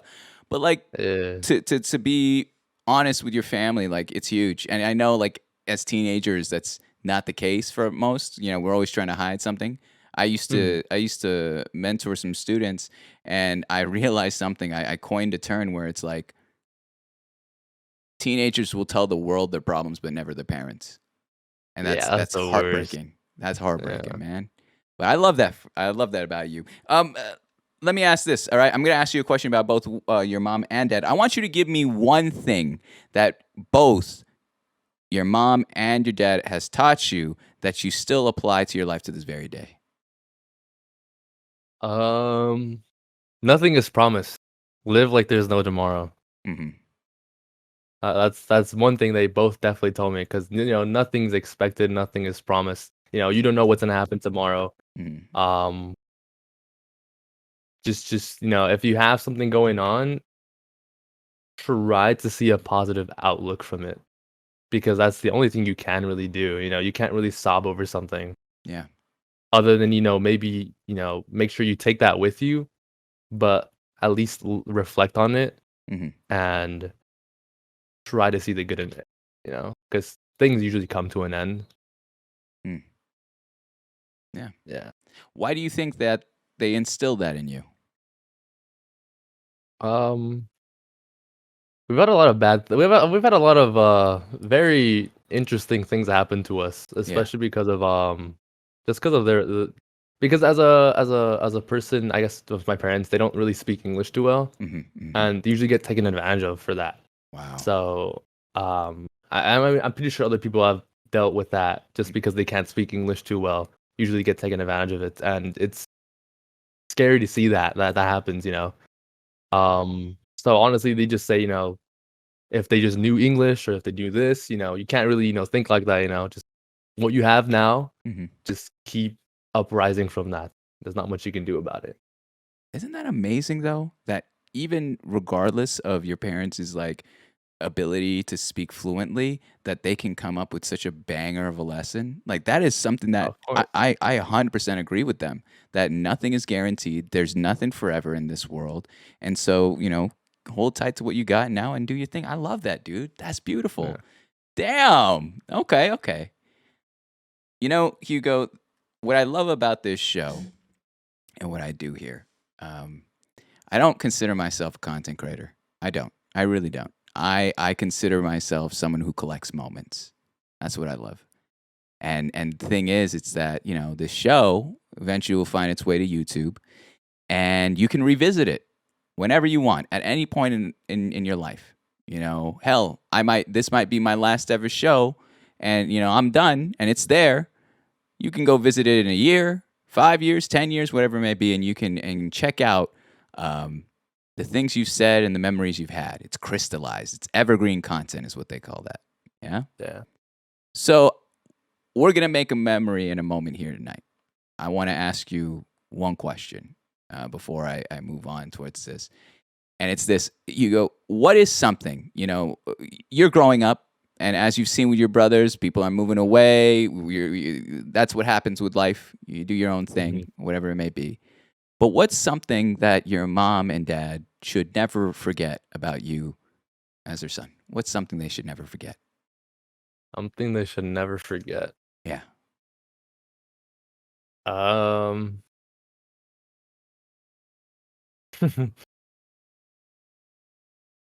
That I'll always point out 100% what's a right from wrong. I'm a type of person, like, and I hear it from them a lot too. They always tell me that I should become a lawyer because of how I talk. I always point out shit, and I even do it to my parents. Like, I shouldn't talk back to them. Yeah. But if they're doing something wrong, I'll definitely stand my ground. I'll be like, yo, or hello. And if anything, I know it's bad. I kind of, hold back from using my vulgar language towards them. Mm-hmm. At least I don't do it to my mom because she's never doing anything wrong. But it's usually my dad. So I guess, I guess me and my loudmouth, that's something they definitely won't forget about me, for sure. For sure, they won't forget that. No matter where you go in life, you're still going to have that loud mouth, is what I'm hearing. Yeah. I love that. That's perfect. I don't mean to be making you cry or get emotional, my man, all right? I can see it. I can see a little bit. I know. And don't worry, you wouldn't be the first, nor would you be the last, all right? I know what the show can do. I know what the questions can get to. But I appreciate you so much being so candid with us here tonight. Of course. Usually you're doing your thing and you're behind a VR maybe sometimes, and to see a different side of you, that's what we do here. And again, there's like, it's so cool to see this side of you and have you talk about your family and see when I see the emotion in your eyes, I see the love. I see someone who is so grateful for the time that you've had with them and your brothers, and and it's interesting because the first thing you mentioned was, I wish I hung out with my brothers more, which is kind of insinuating, not necessarily regret, but like kind of making up time. Yeah. But it's so evident how much you love them all, and how much, the shit that happened in your life. And we don't even have to talk about that, but the shit that you've endured as a family in your life has shaped you guys and bonded you guys together with this love and adoration for one another without needing much, monetarily or materialistically. So I love that, man. Isn't it crazy how much you can learn in just asking a couple questions like this? That's why I do what I do here, man. I love this shit. I think I learned it myself, honestly. That's the second part of the show I didn't even have to say, but good for you. Good on you. I love that. We talked about almost everyone in your family. There's one last person we haven't talked about, and that's you. All right, Hugo. Who were you growing up as a preteen and teenager in your household? Who were you? Ooh. I wouldn't say the epitome of a gamer, but like, I knew how to dress up and stuff. I was just a person that played League, did not care about social interactions. Yeah. Okay, I'll say that before I entered middle school. Okay. No, high school. Fair. Anything before high school, I just didn't care about social interactions. I wanted to go home, play RuneScape or play League, and then repeat. Yeah. And then I get yelled at by my parents, go to sleep, it's bedtime, 12 a.m., and then I don't listen to them, and they get mad at me, and then repeat process. That was the exact process, play League, I was a gamer. Yeah. And then as I hit high school, I was like, you know what? I want something new. Mm. And what I did was I started changing up my hairstyle, started like, changing up my clothes, my footwear. I was trying to look good, doesn't look Okay. different. I think I might have did too much of that because it wasn't good back then, I'll be honest. It was terrible. Why did you have that attitude change between middle school to high school? Because I was like, I think because I wanted something new. I feel like everything was too repetitive. And I was like, I'm kind of bored of what I got going on. So I was like, I need to change something up, Yeah. do something different. And also, I was always hear my brothers be like, "Oh, don't you get bored playing video games all the time? You should play some sports, do this." I was like, you know what? Maybe I'll give it a try. Yeah. So then the first day, let's go on. Sorry. No. I'm sorry. Go on. The first day. The first day of high school, I got into I got into class. I was like, "Oh my god, this school's big." It was different because I was always in smaller public schools, and this was one of the biggest public schools that I've ever been to. Wow. I was like, oh my god, wow, this is crazy. There was a football stadium, there was a basketball court, the volleyball courts and stuff. Sheesh. And I was just looking into everything. There was like, oh, come here if you want to play volleyball, do club tryouts, this and that. And I was like, oh, okay, this is cool, And then I started talking to people, and I'm like, whoa, this is weird. Talking to people is different. I'm not used to this. I'm used to just typing, being like LOL, PK noob or something like that, playing RuneScape or something. I don't know. That's basically how the meta was for keyboard warriors in RuneScape. That hurt me right here in the heart. I agree with you. I got you. I got you on that. And then the only reason I even started playing volleyball was because there was this one girl. I'm not gonna say her name. Yeah. But she came up to me and I was like, oh my god, she's attractive. Like, oh my god, it's probably a big reason why I even started it to begin with. Okay. But my brother also played volleyball, and he's always also told me, play volleyball. So I thought, attractive girl, brother, okay, this can work. I have more of a reason to do this. So I came to the volleyball. I was doing the practices around 4 p.m. ish, and we practiced around 8 p.m. It was like 4-hour practice, just tryouts. And then I forgot she existed. I just loved the sport. And then because of that first day, things just changed. I think I became somewhat of a Chad for a year. And then I really, obviously you learn from like your experiences and whatnot. But yeah, I just became more social. I wasn't as closed. I wasn't, kept to myself. I started talking to people. People liked me. People saw my energy. I was chill. I was relaxed. I went out a lot more. Everything just changed. I became from introvert. I think introvert is like, you don't talk to anyone, right? Yeah. To a very extroverted person. It was definitely a big change, but I didn't mind it. It didn't feel like anything changed to me. How would you define a Chad, by the way? How would you define a Chad? What's a Chad to you? A Chad to me? Yeah. Ooh, I feel like there's a lot of terms for it, but to me, I feel like it's someone that can talk to multiple people in a sense to where I don't know. How do I put it into words that make sense? There's no like good way to explain it. You pulling. Yeah, you pull. Yeah. No wonder you put the VR cam on. Now I get it. It's too OP, ladies and gentlemen. No. I was more comfortable though. Okay, buddy boy. All right. Leave some for the rest of us here online here that also stream. All right. My bad. I'm stupid. But tell me this though. Okay, there's a lot to unpack there. There's a lot to unpack during your high school years.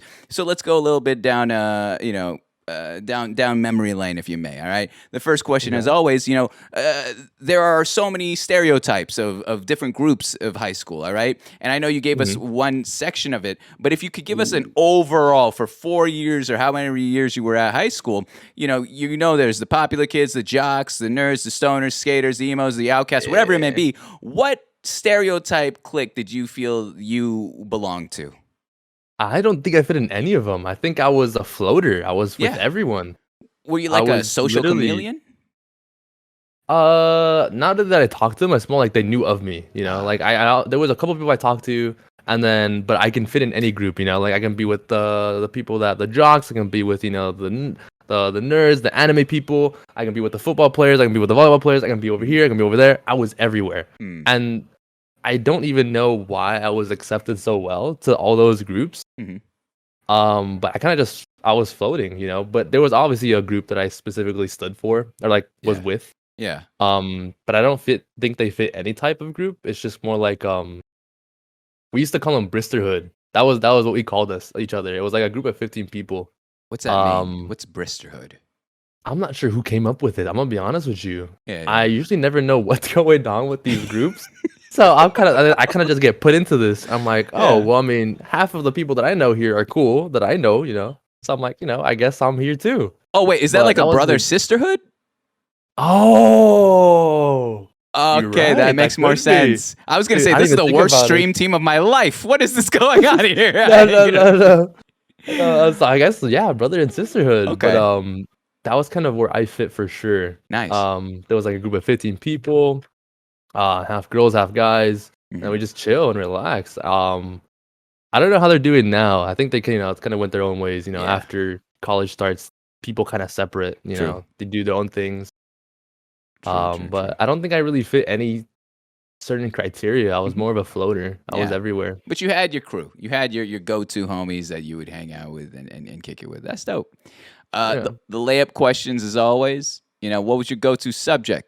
What was the subject in high school that you killed it at? You knew you would love and that you just thrived in. Do I say it actually? I don't think it's technically an elective. It's more Oh, like anything. you didn't really do anything. There was no. Okay, have you're to gonna look say for a homeroom. job. Is your ass gonna say homeroom? What? Recess? I was about to say homeroom. No. It was like I was about to, but like there's another one which is basically you have an hour and a half, it's like a regular class, Mhm. and through that hour and a half you look for a job. What? I think I I've popped up actually on never that. heard of this one before. Can you explain to me this? I'm not class? sure what it was called. Yeah. But it was something around passing periods. Basically, Mhm. you can do literally anything you want. Like literally, the people that wanted this class would be at the end of the day. So you can go to like Oh, leave that's school sick. early. Yeah. Yeah. So basically, that's what I did. I think I excelled on that. It was technically a class, you know. But, Yeah. You know, I think I excelled on that. But if I had to say like an actual subject, I'd say my favorite would have to be art. Art was pretty cool. Tell me about it. What did you like about art, and what was the style of art that you enjoyed the most? Um, I'm not sure if I learned any styles, but it was more Mhm. so that I was technically anything could be defined as art, and I thought, you know, I feel like I go to like I tell all artists this as well. I think all art is amazing. Yeah. I don't know, something about art is just phenomenal to me. Mm. So there was like some things that we had to do in terms of like I don't know how to explain it because I don't really remember it. It's mostly a blur, but we had to make some certain cranes and then add like these little chips and like kind of make it look like a tree. Oh, that's It was one of the assignments, and I thought it was one of the best assignments that I've had. Mhm. In terms of that art class, Why? but no one liked the teacher. Why? Because we were doing something physical. It wasn't just like colors. Yeah. It was more just like a metal thing, a branch out, and like some wooden plank thingies on top of it, kind of Yeah. look like a tree. Yeah. And everyone can design it however they want. I thought that was really cool. That's really awesome. It sounds like it's a very individualistic thing, though everyone's doing the same thing. You get to make it you. It's different than just, you know, I guess drawing something. You're working with your hands a little bit more and all that. The Mhm. technique behind that. I guess technically drawing and all that also has technique, of course, to their degrees. But that's awesome. Mhm. I like that. And you said nobody liked the teacher, though? Yeah, I don't know why. I think because she was racist, but I don't know. Well, I don't wanna okay. assume. I don't wanna assume. That took I a don't assume. stark turn there. I did not expect Yeah. you to do I thought he was going to be like, oh, tough on grading. You hit me with a race. No. Yeah. How you gonna do I'm pretty that sure that's shit? what it was. Like, I mean, I'm yeah, pretty the assignments sure. were cool. Oh The my assignments were cool gosh. and all, but you know, Yeah. Just I don't know. I don't know. It's just it's there. that's the wildest thing I've heard. Simons were dope. Pretty racist though. Anyways. yeah. I've been saying, so, hey, it's Yeah. as real as it gets. Yeah, truth. All right, fair. So the next question, another layup question, one more layup question is, you know, what clubs or sports did you play in total? I know you mentioned volleyball, but what clubs and sports during your duration of high school were you a part of? I played volleyball through my freshman year to junior year. My senior year, I started working, so I didn't really go to school that much. Yeah. Okay. For football, I played my sophomore No year, problem. Yeah. and then I didn't really join any other clubs. Hmm. I just did sports. But I know there was a lot of different clubs. There was like chess club, anime club, which I thought were interesting. But then people told me there was some weird stuff going on there, so Okay. I didn't. What does that even mean? You know, I'm I don't gonna know, ask you dude. that. My What's my weird stuff going school. on? I was in the chess club. Now you're making me feel bad. No. No, What's the no, weird stuff no. that's going on in the chess club and anime club? I think it's just my school specifically was just weird. There was a lot of things like there was a lot of talk. People talked Of about a course. lot of stuff, right? Yeah. You would hear like, "Oh, did you hear that? What happened in the chess club? The teacher and the student did this." And Oh, okay, I'm not gonna let it go there. okay. I thought it had to do Yeah, with like dude. stinky I don't- people and like, oh, this No, person's no, like dressing no. up and doing like wizardry shit in the middle class. I didn't know it was like that. Damn, what the fuck? Dude, yeah, I don't know. My school was weird, man. I Y'all don't are know. wild. No. And then I heard in the anime club, everyone kind of like definitely shared something, you know. Wait, I don't. No, I'm not. I'm. What do you mean? There's definitely a lot of sharing. Yeah, I don't know if I can say it. You can They cuss if you definitely want. You can do whatever you want. Yeah, if you want to say it, you don't have to. I'm not gonna force you to say it. they were sharing each other. Oh God. Okay. Everyone. Yeah. Never mind. I got Yeah, you. yeah. What the? So What anime is that? That's not an anime. What? That's a no, no, hentai. What are they? no. Not the club, not the watching, but the club itself. Oh, I'm familiar. No, I got I got you loud and clear. Okay. Yeah, but Oh I shit. just like the sports. Those are the Yeah. only two that are interesting me. It's like, never mind. You know the How sad about that? the sad part is you saying that someone over here that's watching is gonna be like, and sign up for the anime club this year and check.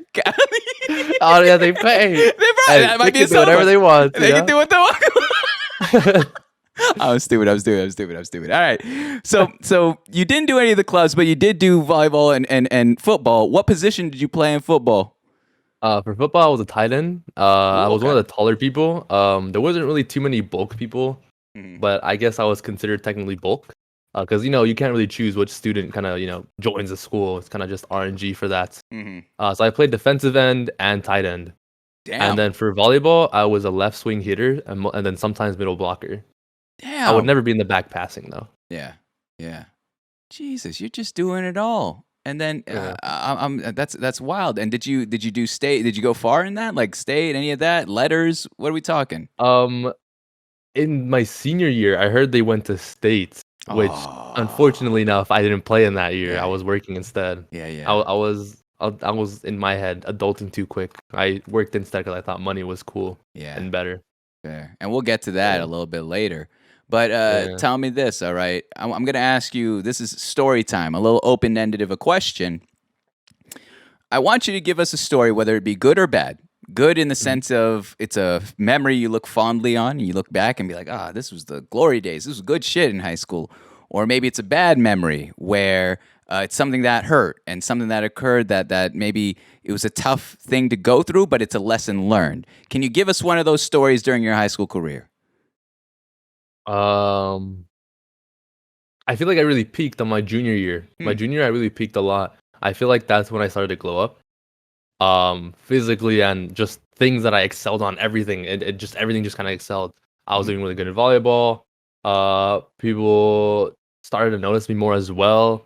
I don't know. I just feel like things just took a turn. I just socially, it's just what I needed. I guess me talking to a lot of people and being more socially adaptive just really excelled myself as a person, Mhm. and you can eternally see the glow from that. But if I could say a negative thing that happened during my school year for high school, I'd Sure. say you cannot trust everyone. Amen. Even your closest friends. Like surprisingly, Mm. because there was just a couple people that knew each other since like elementary school, middle school. They talked to each other every day. Mhm. And then something about a girl happened, and then some shit kind of didn't go, well there. And then I heard about it. I was like, damn, that's what he did, and you're still friends? Yeah. But they have their reasons, I can't tell them what to do. Yeah. But yeah, it's hard to trust people. Do you feel like you were burned at some time in high school? Is that where the lesson was learned, or No, is it mainly from other people? mainly from other people. Because I was an observer. Since Mhm. I was a floater, I observed everything. I Yeah. saw this, I saw there. People came to me to talk to this, da da da. I was like, I knew everything when I shouldn't know everything. Amen. Amen. But I was 100% an observer for sure. Mhm. Not things that I necessarily that happened to me, but I seen it happen. I guess as a third person, I was like, oh shit, Mhm. I think the same rules apply for Twitch too. Yeah, Oh yeah, hundred it's, percent, it yeah. reminds me of high school being here. All right, the that's fascinating though. That you go with that, not wanting to be burned by others, and it's tough. It's definitely you think that the day ones would hold you down, but it's kind of funny because the word secret. The word secret is something that's kept hush hush on the DL. But I'm a strong Mhm. believer that even if you tell one other person, it's no longer a secret. Like 100%. it's now Yeah. up for grabs for anyone, and that's Mhm. dangerous. But no, it's good lesson learned. That's a good shit.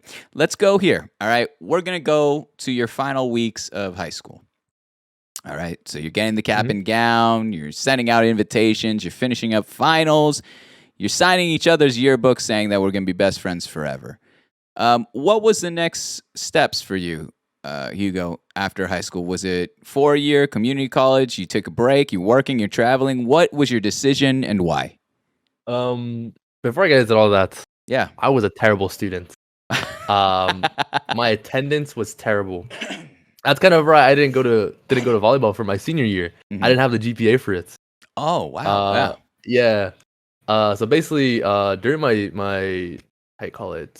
Wait, freshman, junior, well, junior, Junior. Yeah. my junior year, my attendance rate has always been terrible. Ever since I was in elementary, my parents would always tell me, "Wake up, do this, do that." Get to Mhm. the point where they didn't wake me up, which obviously I should learn to wake up on my own. But I'm a heavy sleeper, so I kind of need someone to physically wake me up, and we never had the resources for it, sadly. Yeah. But junior year, kind of, I didn't really go to some classes, and that lowered my GPA. Mhm. And then senior year, I only went. I had a 20% attendance rate, and you know how they're supposed to take you to court for not going to school. Yeah. My school didn't do that. I don't know. I just gotta wait for it. I don't know. I got lucky. I think. Yeah. I'm not too sure. Yeah.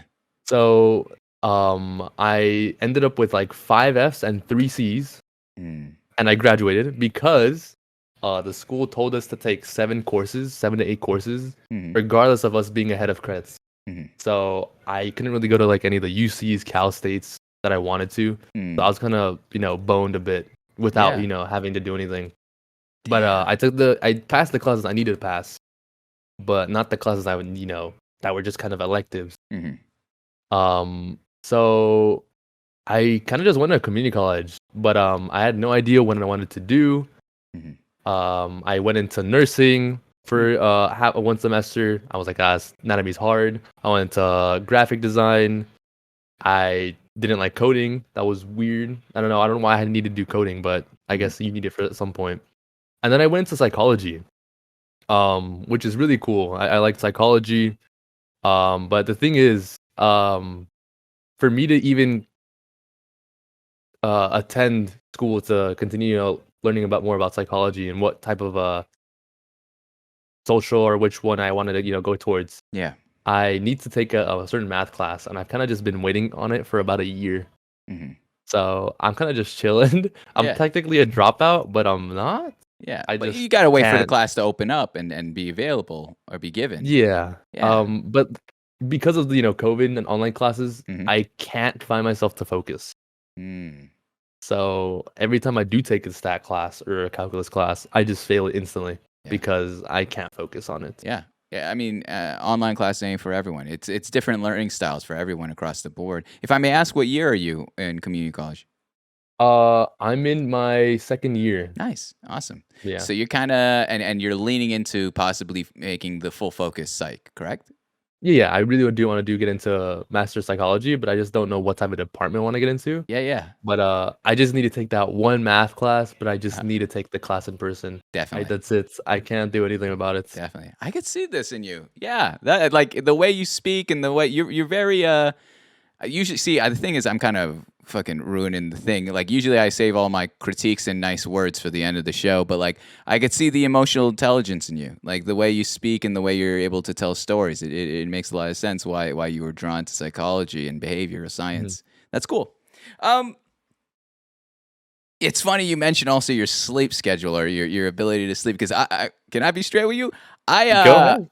4 hours prior to the show, you were not online, and I started sweating. I didn't know about this aquarium day. All right, but because I know you asked, you and I slept around the same time this morning. We can't even say yesterday because 5 a.m. whatever kitchen nightmare shit's going on or Hell's Kitchen. I got kitchen nightmare on the mind. I clearly got to take care of that later. So that's why I was kind of like sizing you up. I was like, I just hope the homie's not oversleeping. I just hope Yeah, no, you're good. that's why I didn't add on Sundays. Yeah, you're good. You're good. Yeah, all right, cool. Well, that's awesome. That's dope that you're getting that squared away, and that that you have somewhat of a trail of what you'd like to pursue. I think that's huge, and possibly would you ever consider like transferring and using those credits from the community college to a 4-year, or are you going throughout the community college route? I definitely do want to transfer into a 4-year, but I don't really need to I haven't researched on it yet. Yeah, because I'm not sure what exact schools give a master's for any certain type of psychology degree that I want to go into, because I'm not sure if I want to focus on kids, something about the mind, past history and such like that. I'm not sure what exactly I want to go into. Totally. But I do want to go into a 4-year for sure. But I want to be set on it before I take the next step for it. Yeah, I used to work at a college as admissions as well as a career counselor. We should talk after this, but like a quick thing to figure out where you'd like to go. Like you could do, I believe community college and universities have like career centers, so you can ask for like job shadowing and stuff. So you can actually just check out what you like. Rather than just having to do like online stuff, because the online stuff is it's cool, it's convenient, but also your ability to just be there and watch someone work and see, hey, can I do that? Or like, is this something I actually want to do? Yeah. So hey, that's just word of advice. All right, we could talk after the show about that. I love this stuff, but I don't do that anymore. That's years ago. You're good. All right. Yeah, I used to read all the freaking. I want to go to this college because I'm at that, and I was like, all right, great, thanks. All right. Yeah, just like whatever, I guess. Yeah. I don't feel bad for any of the admissions counselor now because everyone and their ma has to read COVID stories. For everybody, it's like I survived 2020, and whatever. Okay, relax. All right, give us a little. It's spin. a different meta now. Yeah, it's a different. Yeah, you got to come up with something a little bit different. All right, I need a little like dose of nasty. Anywho. We're going on. Let's go to the third part of your story here, which is your work history. All right. And before I do, again, like I said, I have 3 bathroom breaks installed here. Do you need to use the restroom at all? Get anything to drink? No, we're good. You have a better bladder than I. All right, because I am chugging down. I got a jug of water with me at all times, man. All right, while I'm here, stay hydrated here. So I'll be back in 1 minute. Go ahead. The community is yours once again. I'll be right back. All right, no worries. Yo, what's up? How y'all doing? Hi. Hugo, sir. Hugo, hi. Peepees. Hugo's bladder screams. Does my bladder scream? What do you mean? I just heard myself. Oh my god, is that how I sound? Holy shit. Yo, what's up? How y'all doing? What is all this lying? What do you mean? What's going on? Say hi to M. M. Hugo, tell your mom I said hi. Nope. This is feeling like a job interview. It is, technically. It's kind of, I mean, not really, but You're doing great. Hey, thank you. I don't know. I'm not as nervous as I used to be, I'm gonna be honest. Like, I don't know if you guys can see me shaking like that.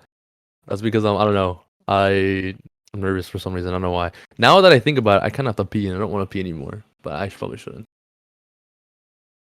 Why, you look so cute, bro.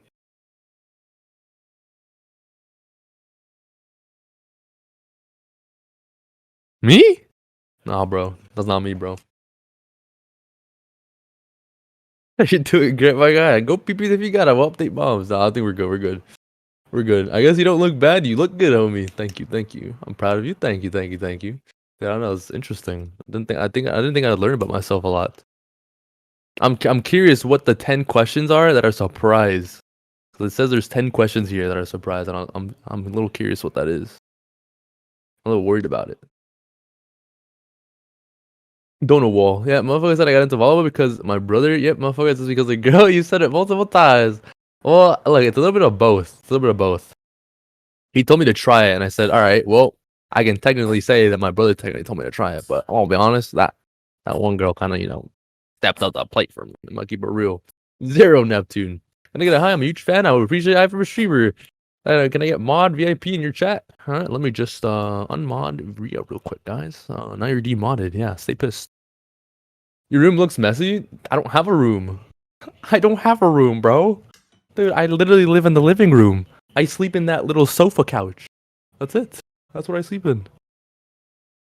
What, they don't? Are they giving you a hard time, Hugo? They giving you a hard time? This is how they are. This is how it is. I'll clap it back later. I never even got to. Yeah, you'll do it in private when it's not. You'll do it on your own damn stream. Is when you'll come correct. Yeah. I wanted to ask you. Do you have any time constraints? I want to be able to respect your time. Are you good? Oh yeah, I'm good. I got All all right. day. You're good. All right. I didn't want to rush you or drag you anytime. I will also openly say, like, for all those that are watching Hugo, he is coming in fresh. Like, I've been watching this. I've been interviewing you for about 2 hours now, or an hour and 45. I see you with the button up. I feel bad because every time I stand up, and I don't know if you notice this, I'm blatantly wearing like Christmas pajama pants. Like, I am. Like, You're good. You You're don't good. see it? Oh, okay. I would Hey, do the fuck. same. Yeah. It's cold. Something gotta be comfy. Well, everyone in their mod dresses up for this show, and I just I used to try to dress up, and then I was just like, I'm here for the long haul. Like, I better be comfortable if I'm gonna be talking to your asses. Like, I can't be in here in jeans. It doesn't work, man. I don't need all that shit crumpled up. Anywho, that's not a flex either.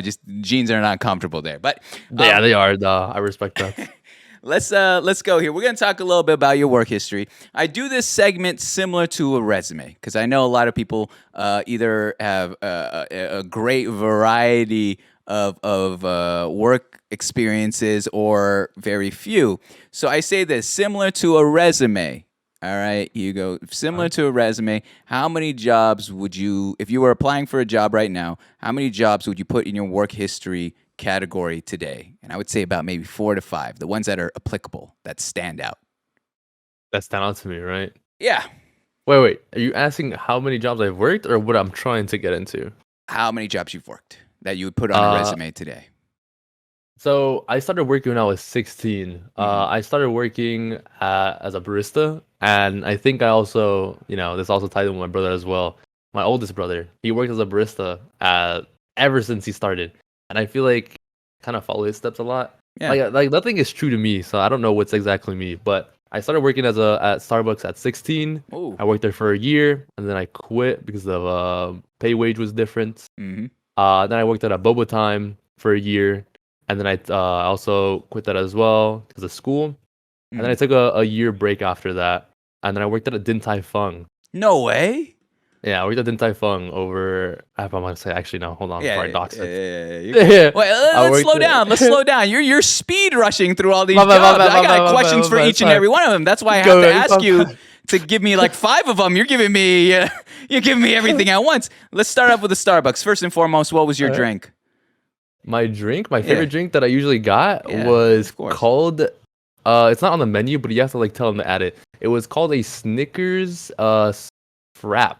Basically, it was just, they added caramel, a little bit of vanilla, and I think, don't remember what exactly they also put in there, but it was slightly less milk inside. It was cream based. Okay. I'm not sure if you know what that is. Yeah. Oh man, I'm over here in Seattle, my man. All right, we got coffee all days. All right, but that's nice. That sounds more of a dessert than a coffee. Like I take mine Americano black. All right, maybe a little cream if I'm feeling fancy. But okay, that's fair. So you had that. You said you lasted there for a year because of the pay differences, and you're like, that's not you. So then you transitioned from there to a Boba Time, correct? Yeah. You got it. Same question. What was your move there? All right. My move there was the boba coffee. Oh my god! Shoot. I feel like I would low key scam the owner and just get 2 to 3 on the low. On the low. No snitches. Oh my god! But the thing is, it was so easy to work there. Yeah. Because it wasn't as popular the area. It was very competitive. There was a Pan Express nearby. There was this nearby. 2 other boba stores were also nearby. But there would be days that I would come in without sleep because I used to not sleep a lot. I don't know Yeah. why I did that. I don't know why I did that to myself. I would like stay up for 32 hours, and then some people come at me and like my the coworkers like they knew me, they knew how I Mhm. was. I'm like, Mm. did you not sleep today? And they just knew it. They're like, oh man. But the thing is, I'm a good worker though. I'm a good Yeah. worker, so like I can pull my weight. But I had to chug in like 2 boba coffees, so that's why I really loved it. Damn, Yeah. damn. What is so you would suggest if we ever find a boba time, get the boba coffee. Oh yeah, get the boba coffee if you can, but don't get boba in it. It's called boba coffee though. I Oh, don't know just why. straight up the coffee. Okay, fair. Yeah, yeah. And how long did you stay at that gig for? I stayed there for about a year. Mhm. And the reason I left because the owner liked to talk about who was gonna be promoted to manager, stuff like that, and like get a different pay wage. Yeah. And she would talk to me a lot about everything. Like I guess I'd be the one that was closest to her in terms of like what's going down, what's Uh-huh. doing this. And she'd always ask me about everything. And it got to a point where I guess someone else, like two other people, got different wages, like pay Mhm. raises. Mhm. And I was like, what? And I was like, I was a little salty about it. And I was Yeah. like, I gotta go to school for 2 weeks. And I was like, I'll put my 2 weeks. Yeah, yeah. That's kind of how I left. So Yeah. I don't want to like make it a bad way to leave. Yeah, make it a big deal and Yeah, have some tensions, but the intention's there. Every you want to get paid for your work and you want to be paid yeah, fairly there. That's fair. So you yeah. go from there. All right, that's 2 jobs. Then your third one, where did you go to after that? I went to Din Tai Fung. Okay, So that's why. Okay. yeah, I think I worked there for about 2 years. I think. I worked at the back of the house first.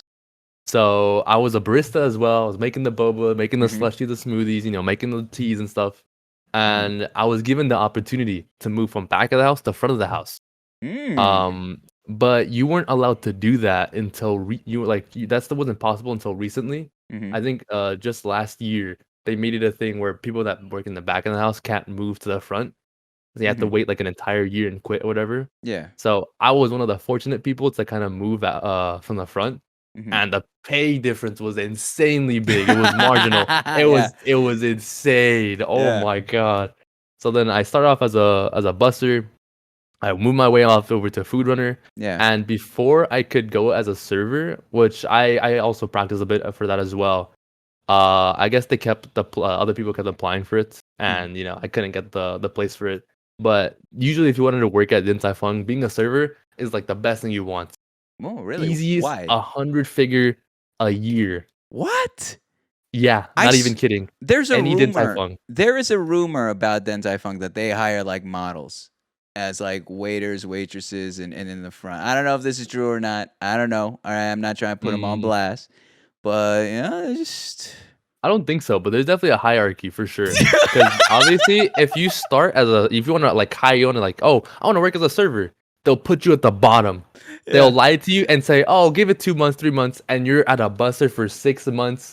You're a yeah, food runner at 7 months. They lie yeah. to you so hard. Tell, tell, Definitely a hierarchy. tell me this. Tell me why when I said that statement, I looked at you and you were thinking, and I think someone went into your mind and you're like, no, no shot. Anyways. So I did, yeah, they're all You don't just gotta name toxic, bro. names. That's You just know, I'm toxic, not bro. here to name names. I'm not here to fuck someone up. But I just wanted on notice. I just wanted on notice from someone who could read the room as well. I'm looking at your eyes, man. The eyes never lie. All right, they're the gateway to the soul. So I'm stupid. I'm stupid. So you worked there for 2 years. And switching positions, you got such a huge a huge pay increase. Tell me this. Tell me, there's so many Den Tai Funks here in Washington State. What's the secret about the industry there? What's the secret about the menu or the place of work that we should be aware of about Den Tai Fung? I'm gonna be honest with you.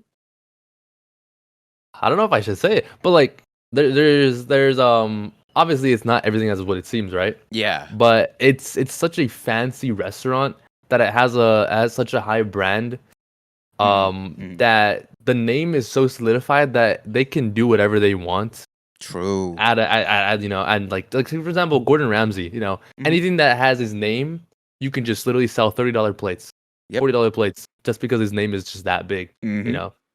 Din Tai Fung is worldwide. Yep. So but I think it's because you're able to see them make the dumplings from a screen that True. kind of shows how how prepped it is, like Yeah. how like It's you're getting the fresh. dumplings like firsthand fresh, it's all, you know, exclusively new. They just got transported today. They're making it. It's like, oh wow, this is good.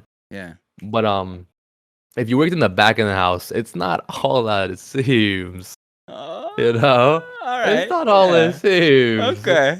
Yeah. You know, All I'm saying is, you don't got. I'm not gonna put you in a spot. All right. I don't want to get you in trouble. But I just hope. All right. I just hope that the dumplings that we're seeing being folded are the same dumplings that were being served. All right. That's all that I oh yeah, care. Okay. Okay. 100%. Yeah, That 100%. same day. Yeah, yeah, that same day. That Okay, same so they're not day. getting frozen or any of that. All right, fair. And they're not No, coming out raw or whatever, as Gordon Ramsay would no. say. Fair, fair, fair. I like that. Okay, so you stayed there for 2 years. What was the reason for the departure? The departure was because two people had that was the beginning of COVID. Okay. Back when it was an outspark. Like people didn't even know what it was. People was coming out. It got to the point where I was really nervous with COVID. And then since they shut down restaurants for a bit, and when we returned to work, they were giving us pay wages of $50 an hour because no one wanted to work in COVID. Yeah. I was Yeah. like, oh my god, if I get COVID, I don't even care at this point. It's $50 an hour. Oh Okay. my god, I'll I'll be a take that. millionaire. Yeah. Yeah. So I worked there for a bit, and then someone got COVID in the store. I was like, uh-oh, now I'm scared. And then the manager didn't tell anyone about that. This person had COVID. It was like a secret, and we were like, oh my god, and like all the coworkers were talking about it, like on the side. The manager still didn't say anything, and then slowly people just started leaving, like the coworkers. I'm like, if they're leaving, I'm leaving too. Yeah. And we just didn't work. Yeah. We just didn't even say anything, so we left. Like a good 5 to 8 people. Usually, Din Tai Fungs are huge, so there was more than they have enough people in a sense. So we left, and then ever since that, I just messaged him like, yo, I don't know if I can work anymore. I'm too scared.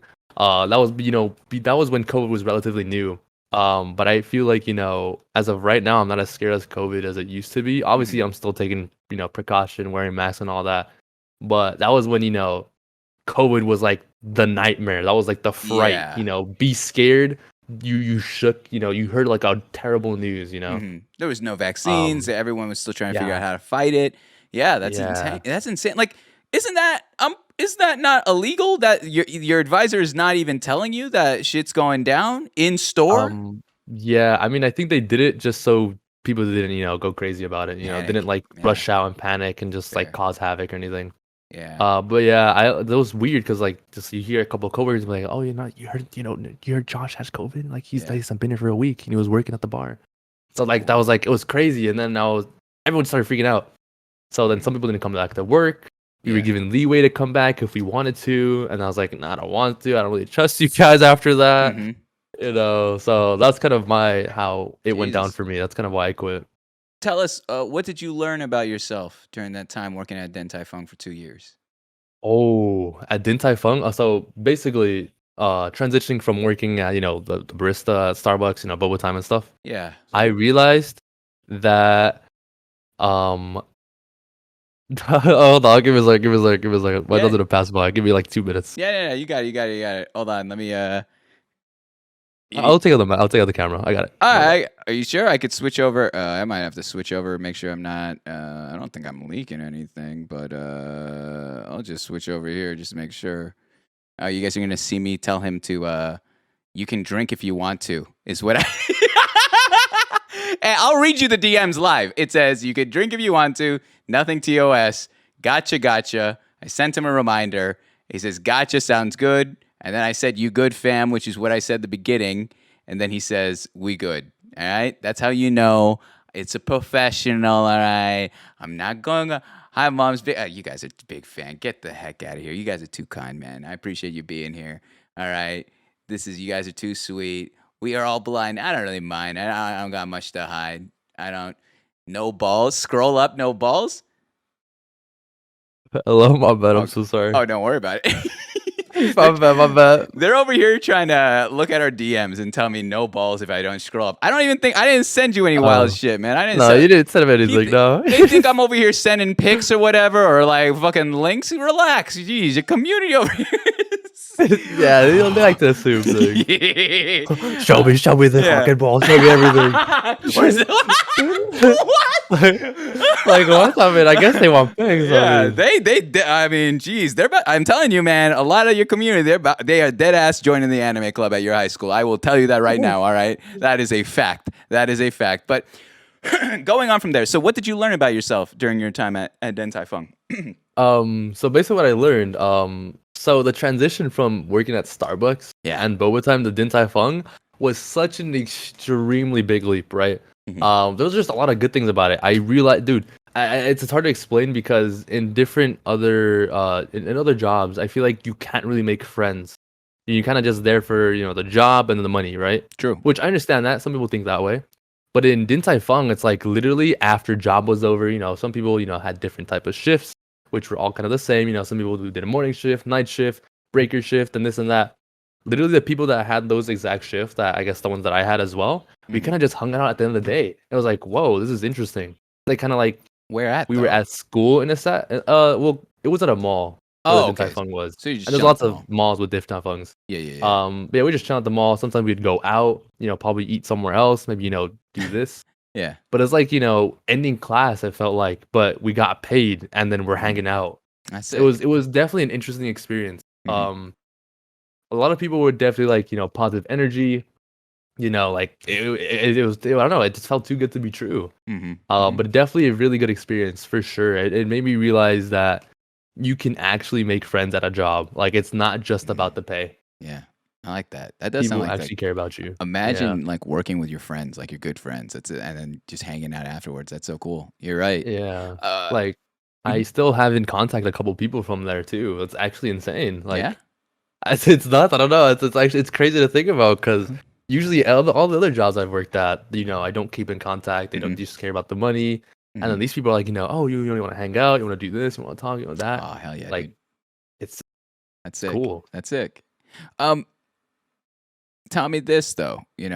One last question about Den Tai Fung. We'll move on to the next job here. Oh, what was your order? If you had to eat at the place, what is the place that what should we be ordering at Den Tai Fung? Oh, at Din Tai Fung, I'd always order a chicken fried rice. Really? Now, Okay. yeah, all of the people that know me Mhm. know that I love chicken.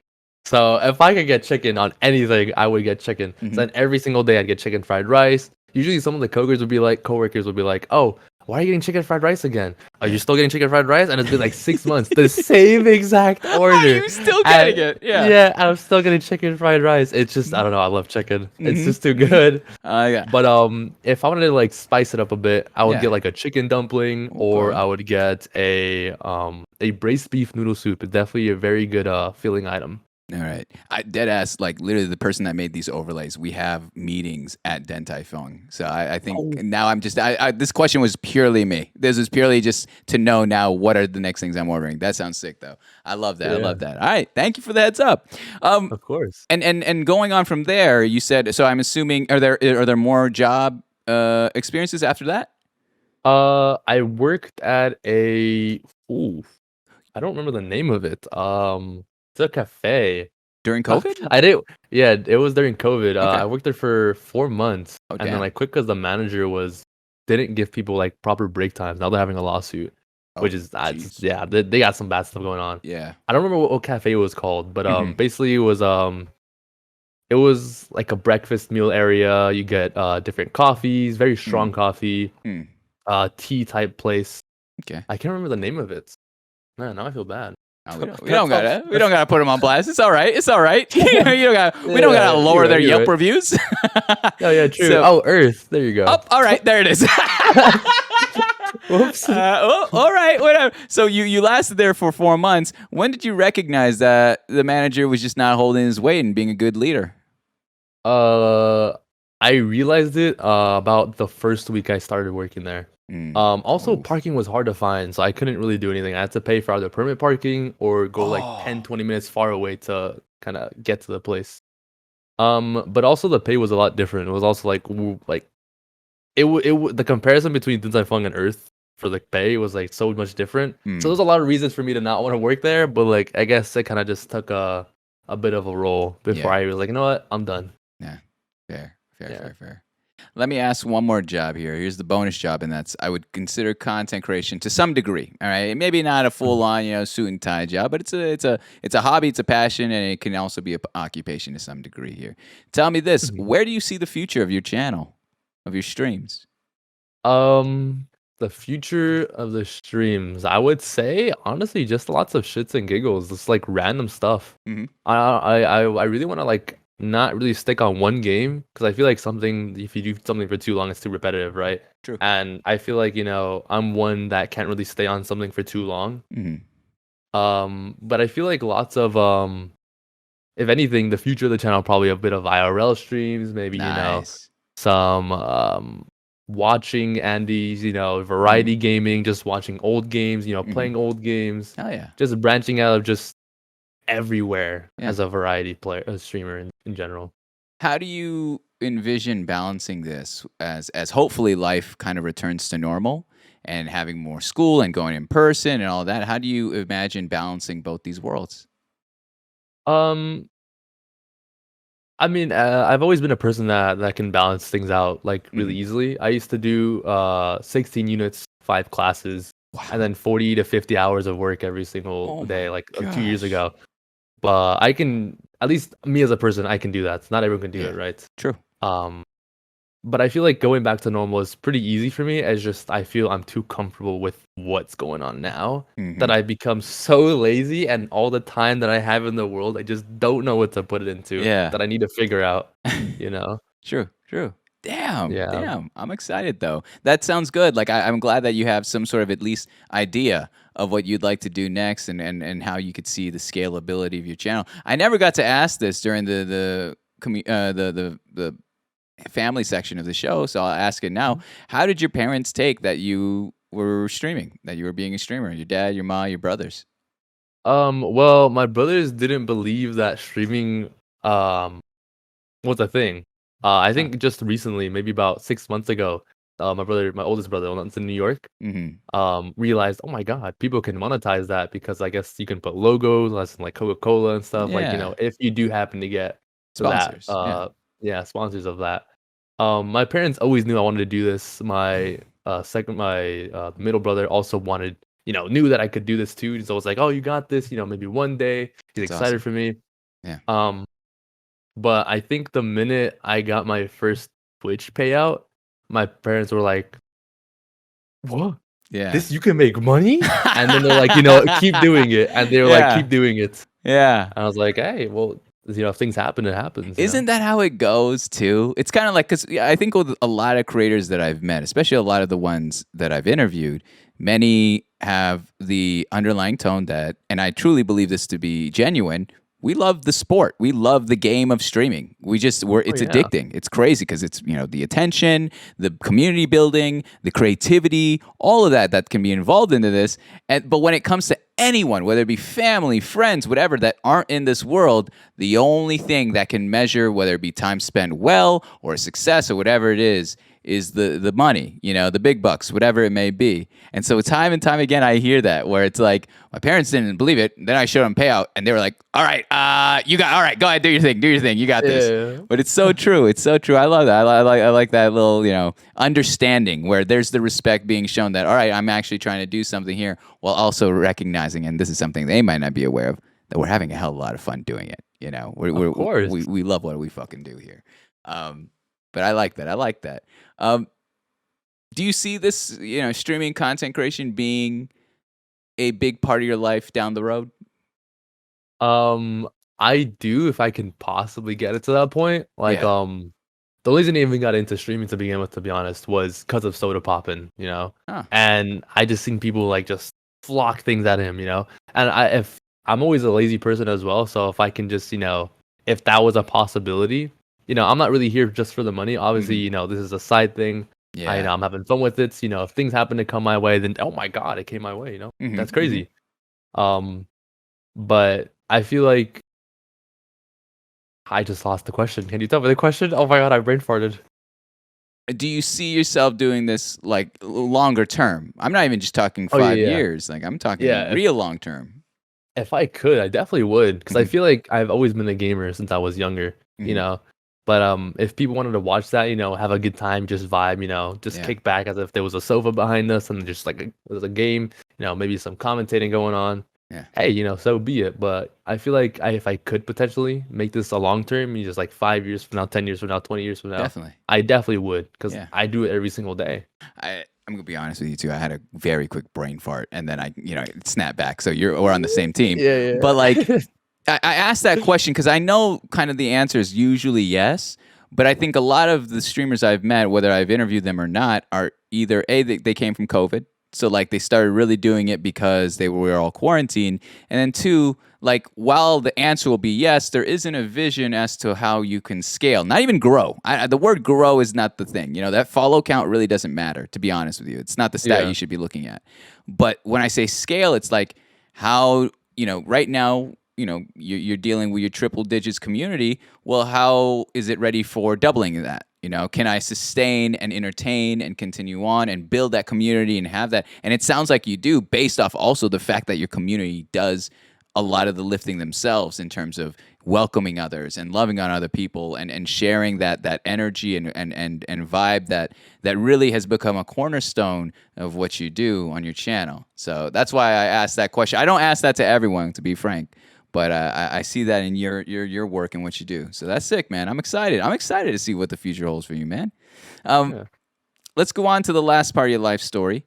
And it's the one where everyone's going to start leaning in. They're going to start raising the volume on whatever thing. Yeah, people are going to unlurk like I just saw that. Because we are going to be talking about your romantic relationships, your romantic history. All right. Oh. Are you ready for this? Are you okay? I'm ready. Yeah. Okay. You dressed for the occasion. Similar to the resume part of the show and the work history. All right. I'm not asking for middle school, crushes. I'm not asking who you're swiping left or right on. I'm not asking about one night stands. All right. I'm asking how many individuals had the full on title as Soundify / Hugo's significant other before we get started on the stories. How many? About 3. All right, let me just 3. Yeah. I write this down just so I can keep track. Don't worry, I promise I'm not You're trying to good, be you're good. creepy. All right, so 3. Literally, I just have 3. Yes, perfect. 3. So let's start off with the first. All right, how old were you guys? How did you meet? I was 16. Basically we met each other during elementary school, and then Facebook, kind of keeps people intact in terms of like, knowing if they're still around and stuff and whatnot. Yeah. And I just I'll be honest, ever since I literally, as I mentioned before, during high school, my freshman year, I just started going crazy with it. I just started going different. I was new me, real. So I just started messaging a whole bunch of people like, yo, this, yo, are you there? Yo, this and that on Facebook. Are you there? That's your line? Are you there? What are you checking their live? Okay, no. Not like, are you there? But like, I was like, yo, like, yo, what's good? Are you remember this? Me, this, I was catching up. Yeah. And then a couple of people replied, a couple of people didn't because they didn't use Facebook. People went into Twitter or Instagram. Yeah, or, true. And then I think we just started talking. We hit it off from there.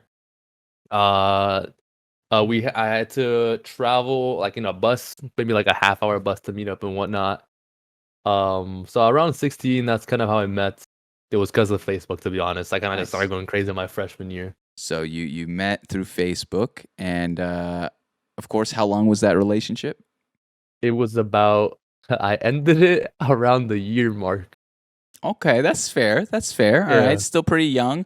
And so, you dropped. What was your favorite thing about your first kind of full relationship? What was the favorite aspect? Your favorite aspect of that first relationship? My favorite aspect would have to be that. I guess intimate was new to me. Like being more physically intimate was different. Mhm. Like it wasn't something that I knew of. Yeah. I guess being emotionally more attached to someone. It's like, oh wow, for some reason feelings exist, and I didn't know this was a feeling. Yeah. It was a new experience. I was like, this is cool and all, but the reason I broke it off was because of the things that she did. Like, I'm not in a healthy place. You're not making me feel good. It's not good. Oh, You know. well, let's take a few steps back before that. When did you recognize that things were going downhill? Um, it took me a while to recognize it because it was my first relationship in general. Yeah. I was more lenient towards everything. So like, let's say if there was another guy in the picture, Mm. and I guess for example, they did something, I'd be like, oh, don't worry about it. It was a mistake. It was an error. And then it happened a couple more times, and I was like, is this actually a mistake? Are you really sorry? Well, And then, I'm sorry. When you say did something, you're saying being unfaithful, like the full degree of yeah, that. yeah, unfaithful, yeah, yeah.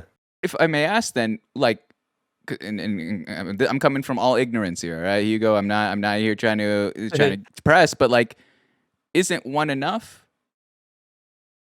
I mean, at the time, see, like I was like I said, I wasn't really socially adept Yeah. just yet. Okay. Through Okay. my freshman year, it was all literally all a learning experience. Yeah. So I feel like my freshman year is when I truly came out to like at least understand things.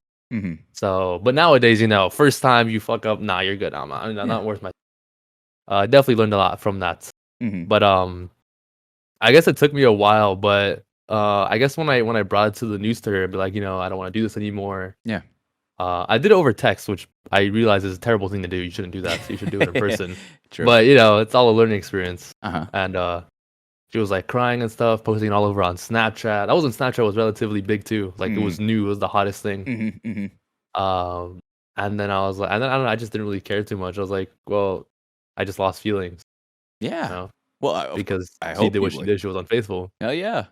Like Yeah. you knew your value by then. You recognized that was not healthy, and she was not valuing you as a person. She was disrespecting you, to say the least, at the Yeah. time. Understand. Yeah. So you ended that shit. It's over with. Tell me about number 2. How old were you guys and how'd you meet? Number 2. Oh Yeah. man. We'll keep So I them at think. numbers so we don't have to drop names, all right? I got Yeah, you. I yeah, got you. yeah. Number 2. I think I was 18 years old. I think. Okay. We met during a league game. Okay. Insane to think about. I met her on League. Probably not the best place to look for people, but it happened. Okay. But it happened, okay? I was like, what's the worst that can happen? But Well, wait, time out. Before we go on the story, what was it about her was she just really good at league and you're like, "Oh, damn, like what was it about the Nah. league that got you in your feels?" Okay, well, it wasn't necessarily like the league thing. Like we kind of just talked, She, Okay. I was playing a carry. She was a support. We kind of just hit it. We played, and she was like, "Oh my god, streamer!" Because I was used to Yeah. stream too. So I guess maybe that's what enticed her. Okay. So Okay. then we started talking a bit. We got my Discord and stuff. We started talking. And then she was a bad player, but like that's whatever. Some people are good, some people are bad. It is what it is. It is Okay. what it is. Yeah. Yeah. So then we talked, and I realized maybe I think 4 to 5 months, 6 months maybe of talking to her. She was like, "Oh, we should probably meet up in this." I'm like, "Are you sure?" I'm like, "Okay, sure." And then I realized she was like an hour away from me. I traveled to her, and then I feel like during that state, Yeah.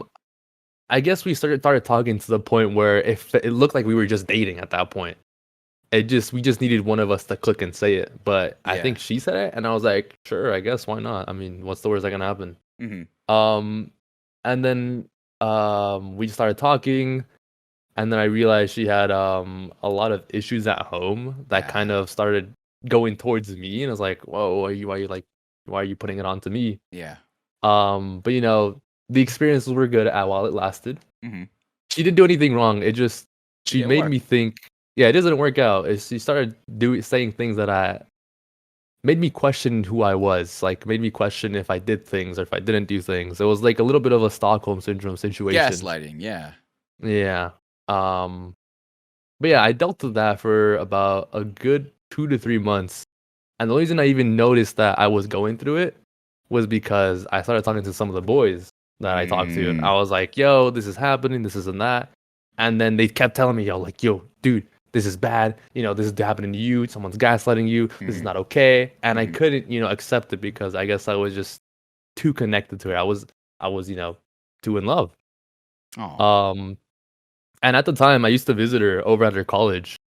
And her roommate would also say the same thing, like, dude, she's not good for you. Even her boyfriend would say that she's not good for me either. The And then I just couldn't roommate? believe it. Yeah, The because roommate? they dormed at the school, so they can't choose who they roomed with. Yeah.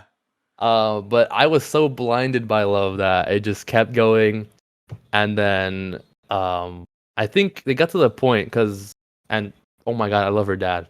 Her dad would take in charge of the relationship, if anything, and would call me and be like, "Yo, please go back with her. Aw. Please do this." I'm like, I get it, Yeah, yeah. but her dad would always take charge of what she was trying to say. But I don't know. It's definitely an interesting dynamic that I went through. I never seen Yeah. such a dad or a parent figure take charge of what isn't supposed to be theirs. Yeah, like that's not their problem. That's not their. You're kind of Yeah. dating her dad at this point, all right? You're Yeah. having more actual conversation with the dad than you are your own girl at the time. That's just crazy. So Yeah. so you recognize all this, like again, and you're seeing all the signs. Your homies, you went to the boys, and the boys held court, man. The boys held you accountable. They say, "Yo, you go. This shit ain't right," and you're like, "Yeah, but I like her." Then you got the roommate involved. The roommate, you didn't get the roommate involved. The roommate involved herself because I bet you she was annoyed too.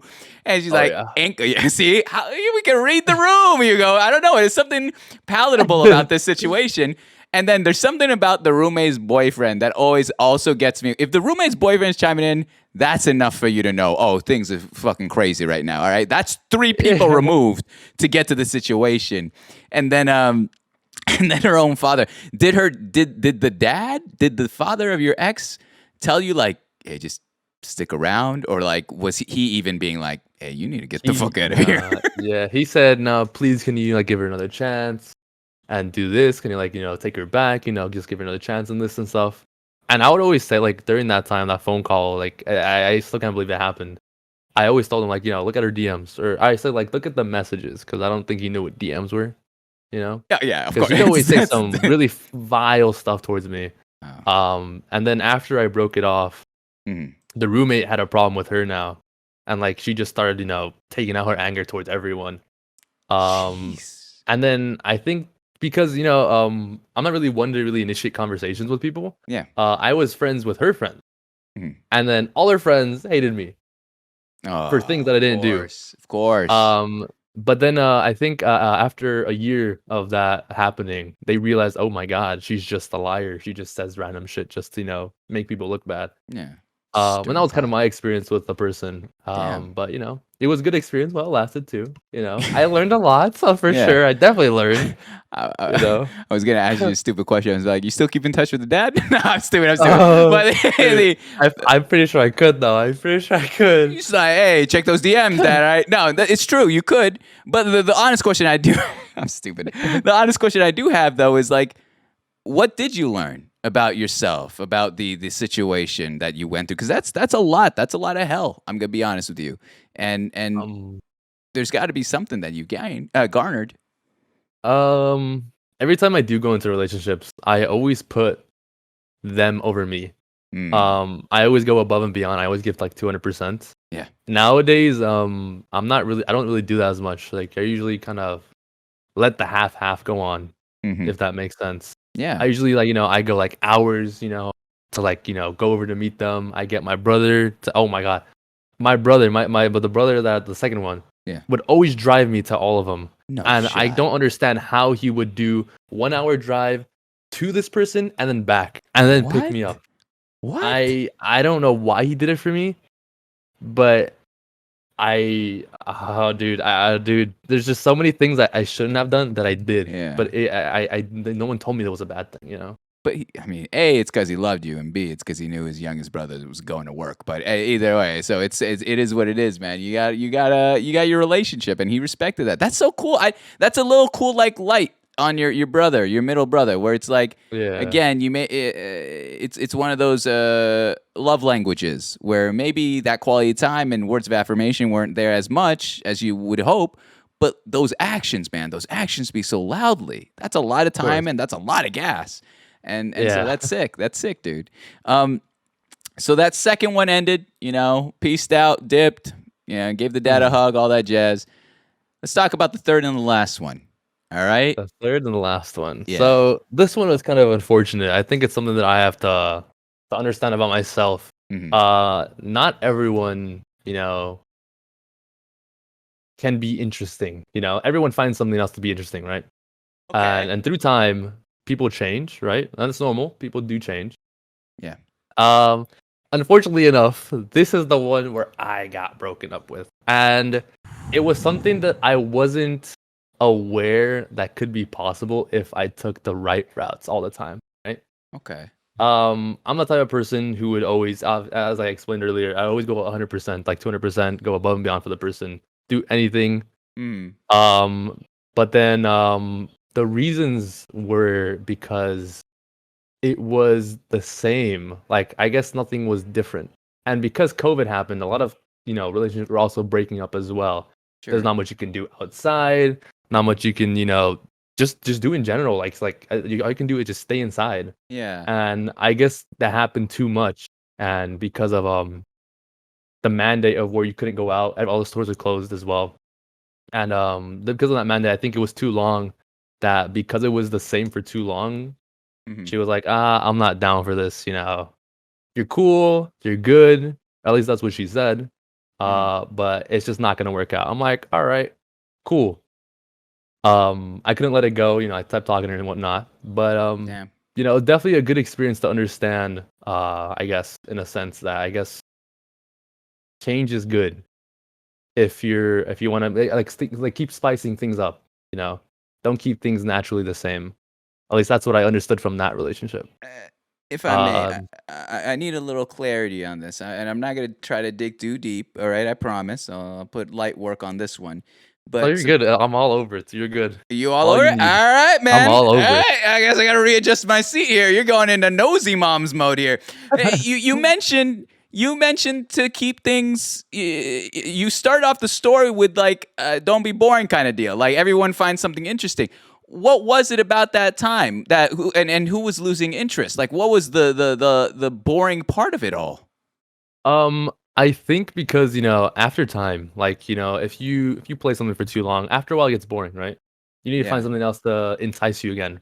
Uh, I started switching over interest of games. I think she was getting into playing a different game. I was like, I don't really want to play it. Mm-hmm. But it'd be a time where sometimes the boys would be like, yo, let's play this game, and I'll play that. So I'll play it one Mm-hmm. game because I didn't really like to play it. Yeah. And I guess she saw that, and I kind of did that a bit. But I really just wasn't interested in things that she was. We didn't Yeah. have common interests. Our grounds were different. Okay. Okay. So this is Um, purely the fact of like we're just going our separate ways, like our interests and who we yeah. are. How did you feel that this is the first time in your romantic history that you're the one that got cut off? I don't know. I couldn't believe it. I was like, dude, because I'm the type of person where I like to if there was a problem, I'll fix it immediately. Like we got to talk about it and let's come to agreement. Because Yeah. if we leave it later on and we sleep, with a bad mind, oh, it's not Oh, gonna I be good hate later that. on, Yeah. right? And I'm also the type of person to kind of see things before things happen. Like, oh, how did this even happen? Was it because of this? Was it because of that? But I don't ask because usually, they're not the questions that need to be asked. It's more like be straightforward about it. Mm-hmm. Um, but the reason she explained just were not real. Like it was like it just like she fell out of love, and that's normal. Mm. Things just happen that way, you know. So it was crazy to me. It's like, damn, I guess feelings just do, you know, Go. happen to go. That's just how it is. When she broke up with you, you still loved her? Oh yeah, for a good 3 months. I'm gonna be honest. I'm surprised she didn't block me for annoying her that long. I'm gonna be honest. Actually, I even told her to try to block me because I just couldn't let it go. Yeah. And she said, "Nah, I'm not. I'm not. You're just a good person, but I just don't feel like that to you." Yeah. You know. But I, she's definitely a good person. Don't get me wrong. Like, there's no like she just fell out. That's just how it is. Not much I could have done. how did you stop? How did I stop? Ooh, I uh, I just start. I had to talk to my mom a lot. Yeah. I had to talk to my mom a lot, shit ton, dude. Oh my god. Yeah. I think a couple of my moms also started talking to me about it as well. Like they're like, "Oh, it's gonna be good," and all the usual stuff. Mm-hmm. I just started watching a lot of videos. I got into Dr. K. I Ah, started yeah. Yeah. I started watching him a lot. I just needed to fill the time with what I put to her Mhm. and put it elsewhere. And that's what I did. But the second I had, some white noise, the thoughts came in. Mhm. Obviously, it's not like that anymore, but I had to just sink time elsewhere. Yeah. And that's how I finished it. How That's I fair. at least broke the cycle. Yeah. Isn't it strange though? Like how literally in a moment someone can just make that decision and be like, "Yeah, I don't love you Yeah. anymore." Like and then Yeah. you're left with that feeling of like processing it and then having to figure out where to go now because that person used to be your world, you know? Yeah. That's just wild. Anywho, I don't mean to get too romantic. I've been reading way too many romance novels. You're Clearly, good. You're I'm reading good. too many blogs here about. I dead ass. No, I promise you, there is a blog from 2011. I still save on my phone. I've saved it, and the editor keeps editing it, and the title is like how the people we once loved turned into strangers again by Brianna Wiest, and it's so hauntingly beautiful. But I read that every time I want to get sad because I'm just like, oh, okay, fuck. I'm feeling too good about myself. All right, let me dip into that real quick. I But feel that. I feel but that. I mean I got a sad boy playlist too. Don't even get me twisted, all right? But I plenty of Marvin's Room was playing during that time, I'm sure. But I appreciate you sharing that, Hugo. That's huge stuff, course. man. And let's talk about the present though. Before we go on to the last part of the 3-part segments, let's talk about the present. All right, you single? You ready to mingle? Is this a big? Are you looking on the hunt again, or is it more of like, hey, if it comes, it comes? I think if it comes, it comes. There's no reason to force it. Mm-hmm. I feel like if you force something, it's just not good. But I feel like I don't know. I don't feel like I'm looking for anything anytime soon. Yeah. I don't know. I'm still trying to process. Well, it's not there, but like I always have these random ass dream. I guess something around my conscious thoughts where Mm-hmm. she just pops up too, and I just have no idea why. Wow. So I think somewhere in me, like my heart hasn't accepted it, but my mind has. You know what I mean? Yeah. Yeah. Oh, So I that's a don't think good it's a good line. idea. That's a good Yeah. line. I think I've heard this one before. Not like from you, like you're quoting it, but like shit. I'm gonna butcher. I'm not even say it. So you're still kind of processing the damage that was done. hmm But tell me this then: what do you seek in a long term relationship? What do you seek when you're looking Time. for someone? Time, that's it. Honestly, Time. I'm a very basic person. I value time more than anything. Yeah. Like let's say I don't know. I feel like gifts and stuff, and like I guess, and I don't know. They don't really do it for me. But I get it. If they do it, I understand that. But you can literally just be there Yeah.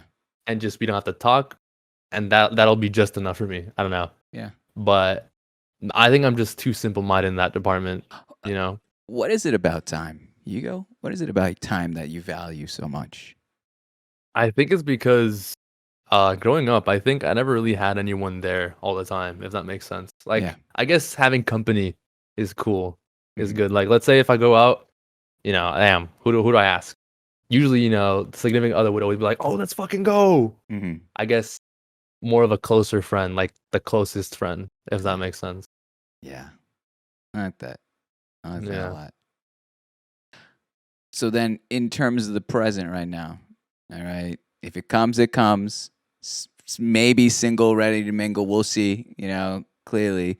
But the key to your heart is time, is quality time. Oh yeah, 100%. All right. All right. Let's do this. Similar to the family moment, I like making moments. I love making moments, capturing things. I'm going to ask you to make a little time capsule here, too. Okay. What is something your future significant other should know about you if they're going to date you? Something they should know about me. Um, Something they should know. I don't know. Hmm. I mean, I'm really quiet, but like I guess once they get that title, I become very how do I call it? I don't know. I mean, it's not a bad thing. I don't know. There's no. I'm trying to look for a good word because I don't want to like half-ass it. Yeah, sure. Thing they should think about. I like staying inside a lot. Hmm. Like we could literally just be inside, just watching Netflix, watching videos, and that'll Hmm. be like the best day for me. You know. There you go, ladies and gentlemen. All right. We're saying this. Hugo's ideal day is a Netflix and chill. All right. That sounds like it's on the top. Legitimately. All right. I'm not saying anything else. That's up to you guys to interpret. All right. But I like that. That's nice. You are the truest form of quality time, it sounds like. You are the truest, like, forget who cares about what we're doing. Let's just kick it. And just being in your presence is enough. Being in the presence of someone you love is enough. That's nice. Oh my gosh, your wedding's gonna be a tearjerker. I know your ass is gonna do some romantic shit. This is Probably actually. Oh man, if you're looking for an efficient, all right. If you're looking for someone to call it, I'll call it down the middle there. You saw me ref the rock paper scissors. I could do your wedding as well. All right. That being said, Hugo, I appreciate it. I appreciate your time. I appreciate you doing all this and sharing your story. However, we're gonna move on to the community questions here. All right. So for the course of this whole show, your community, people that have been stopping by, have been entering questions here for you to answer. Now, there's only one rule to this part of the show, and it's that you don't have to answer the question if you don't want to. I don't care. Like, it's fine. I am just seeing this list right now, so I'm going to try my best to vet them. You know, I'm going to try to have your back, but if there's anything that you just don't like, we can move on. There's plenty of questions here, all right? We'll get to as many as we can. First one, right off the bat, will you play Fortnite with me for my birthday? No, I'm not gonna play Fortnite. What's wrong with Fortnite? What's wrong with Fortnite? I don't know. It's just okay. Fine, I'll play Fortnite, but for your birthday, sure. Yeah, I guess. yeah. Why not? Why not? I played Fortnite last week for the first time in a year and a half or 2 years. Oh, how was it? It's a lot's going on. You know, that's why. That's what it was. It was like overwhelming. It was like, you ever go to a family party and you just get all the food and you just put it on one plate and it's just like a fucking pile of shit. Like but it's good shit, but it's just a pile of it. Like that's Fortnite now. There's too much. Yeah, I don't need to see like Rick from Rick and Morty, the Halo guy, and then like Sexy Cat. Like those three things shouldn't exist in the same universe. Yeah, but I get that. Yeah. Oh, and then Ariana Grande. Anywho, next one here goes. What can you do? Stitch voice for the fans, pleading. What's Stitch voice? What? What's Stitch voice? Do you do like Lilo and Stitch? Lilo, what's that? Do you do I don't know what that is. You do a Stitch voice? All right. No. All right, fine. I'm not gonna make you do it. I just needed a verification here. You know what it is. These people are coming for your thing. You know what it is, Hugo. I don't know what it is. Do that thing we love so much. All right. When are you planning on growing hair? Okay, never mind. Yeah, it's a roast session. I see. To be fair, I thought they were like growing your hair out. I didn't read the rest of it. I was reading it in real time. All right, I'll try my best. Okay, now this one she said Hugo didn't know Alaska had internet. Smiley face. That's true. I didn't. Okay, I'm just gonna try to skip the roast. There's a lot. Hugo, why do you hate your mod /J? You won't give them their BTS meals? They want BTS meals. Dude, I've been hearing about this for months. Literally, okay, BTS meals, how we're like so big, right? And then I was supposed to buy them BTS meals on VidCon, and then they just won't let it go now. I just don't win. Well, you can't buy them BTS meals like VidCon. They don't sell those anymore, right?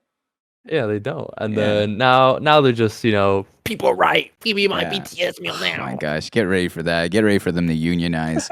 I'm not changing the title of your stream. Do it yourself. You get ready for that shit, all right? All right. Yeah. Oh my gosh. This one says, what's it like creating an amazing community you have, and how you've come to maintain the great vibes you exude during your streams? How did you create this community? We've been talking about it for hours now. How did you create this community that you've curated today?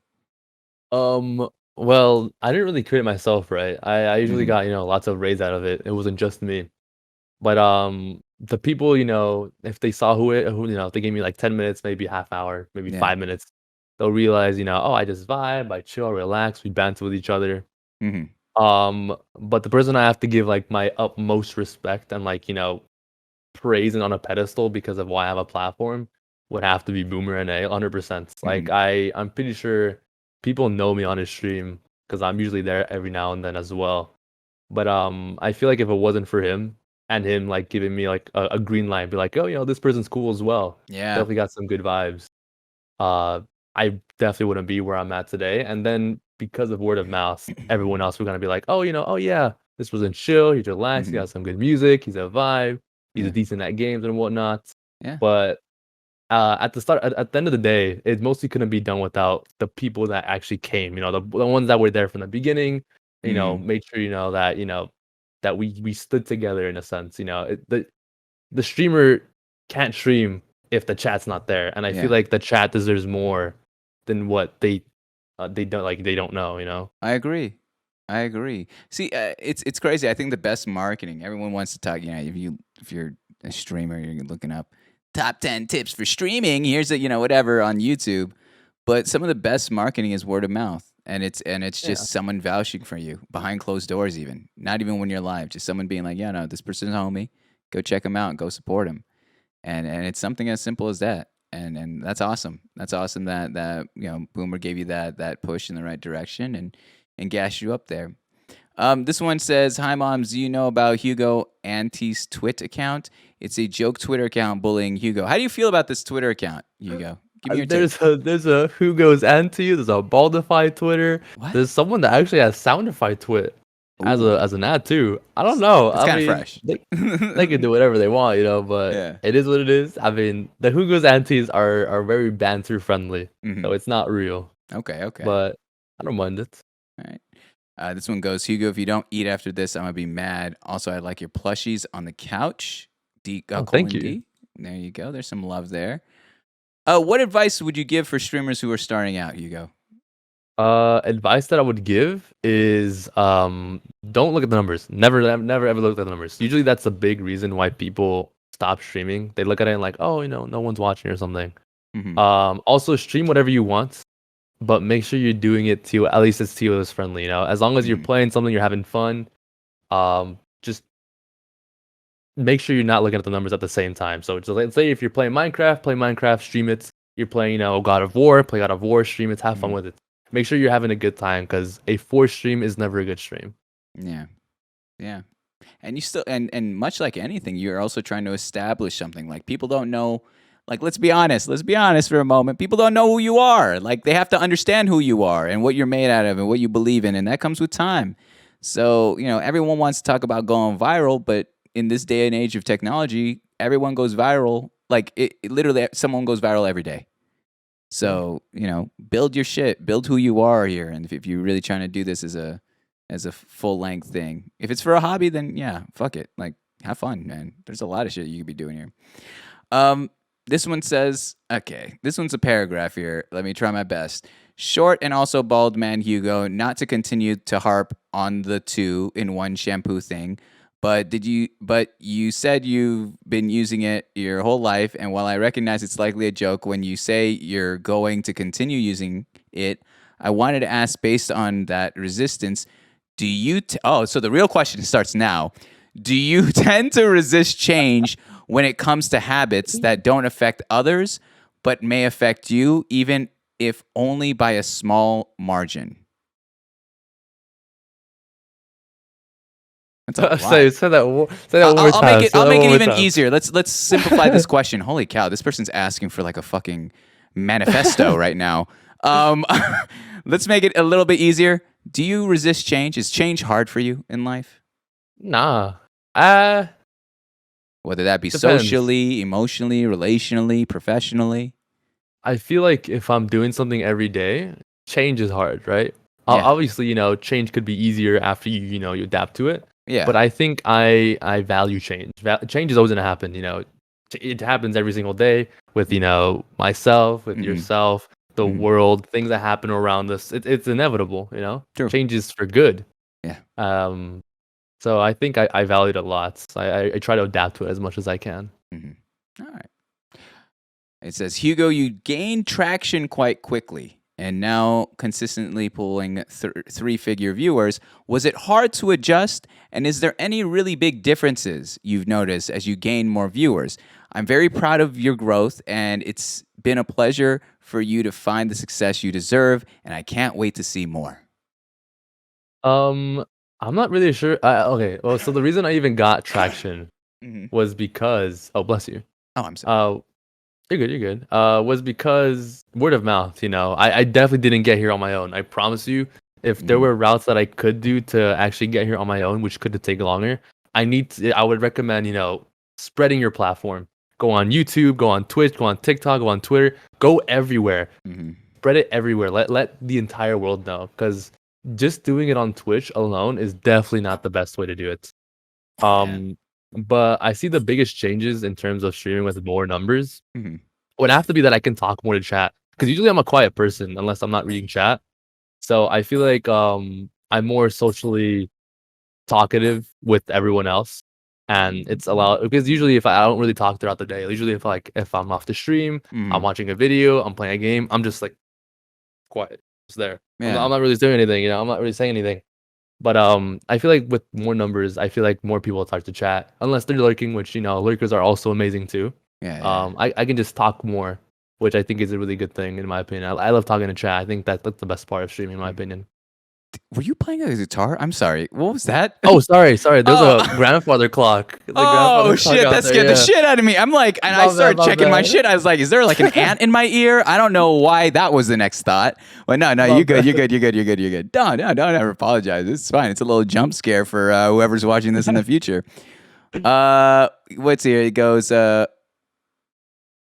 what? Okay, I'm not gonna. I'll read it. You don't got to answer. It says, "Why do you choose this day to have your neck out, Hugo?" What does that mean? I don't even know. Oh, so usually I wear scarves, but because it's summer, I don't wear scarves anymore. You rock scarves? So yeah, I Hell like wearing yeah. scarves a lot, Same. and then so that's why everyone's like, "Oh, neck review," and I know specifically it's probably Aggie that's saying Mm-hmm. it too. Has Mm-hmm. to be her. There's no way. Mm-hmm. That's basically the whole meme about it. All right. This one just says, "Do you watch anime? Beepo Shy? Of course. What are you watching?" I as of right now, I'm trying to get into what is this one anime called? I'm trying to get into Mob Psycho.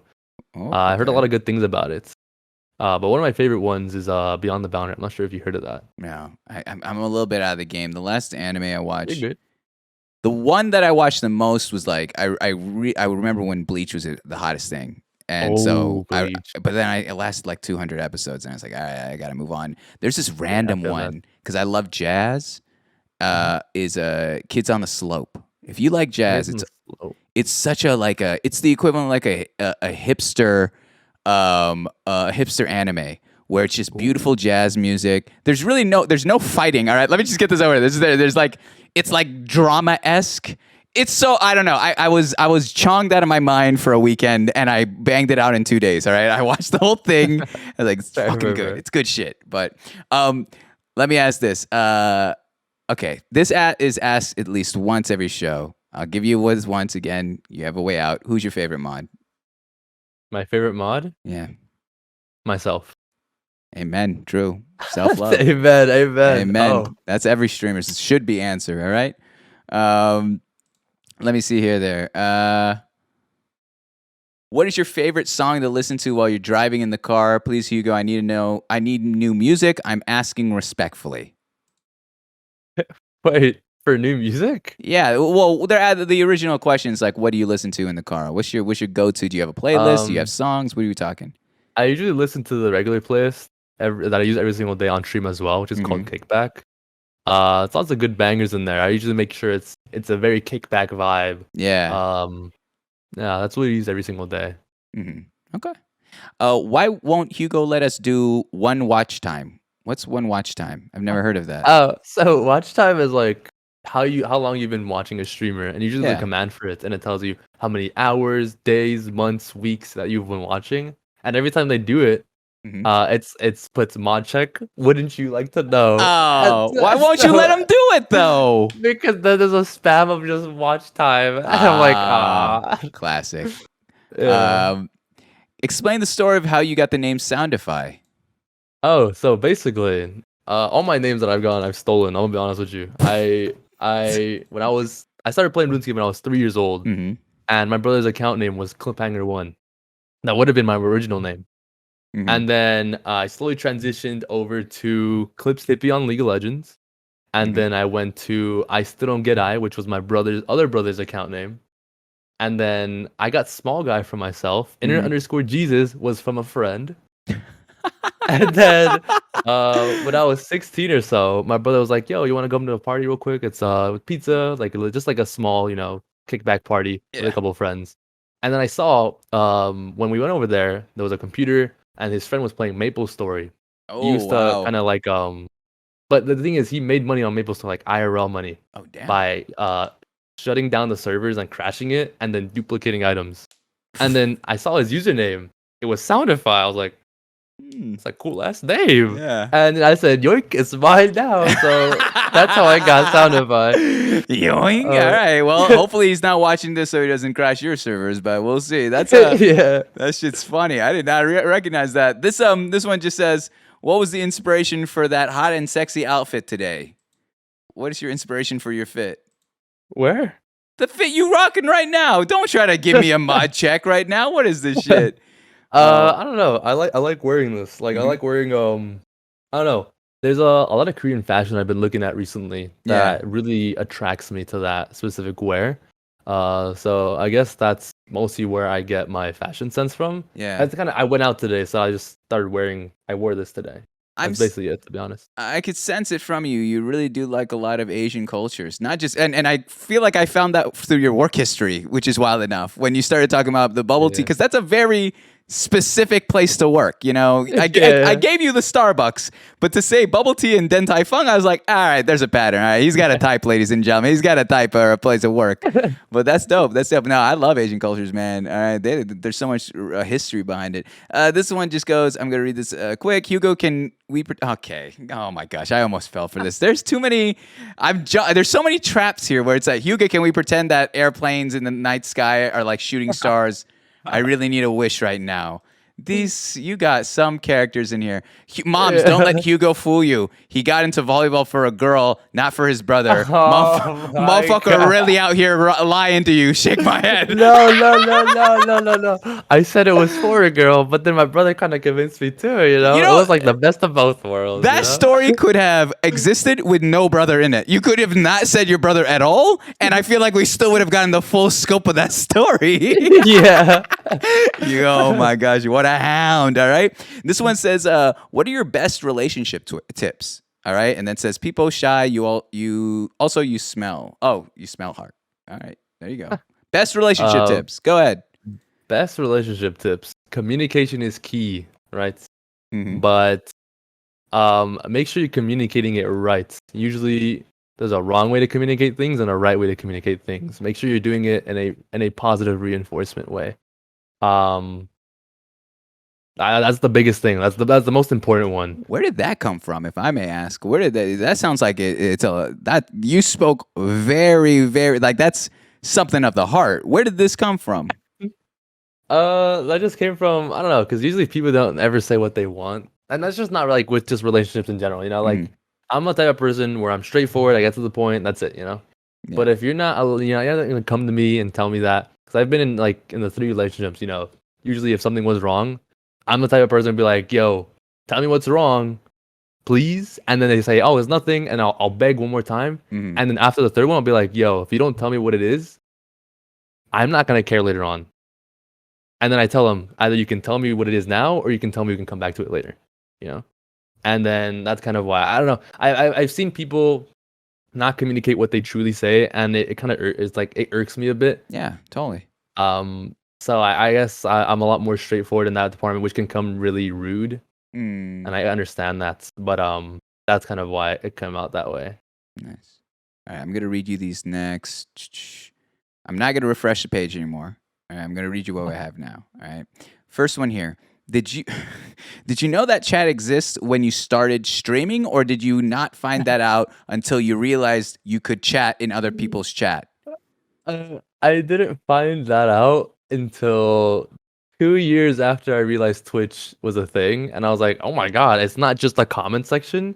There's actual real life people. Because then after a while, I started seeing people like adding each other, and I was like, why are they people adding each other? Are they like fighting through like days apart from this live, or like what's going on? And then I don't know. There was like a realization, like, oh my god, I can't believe it. I love that. That's so good. That's so fucking funny.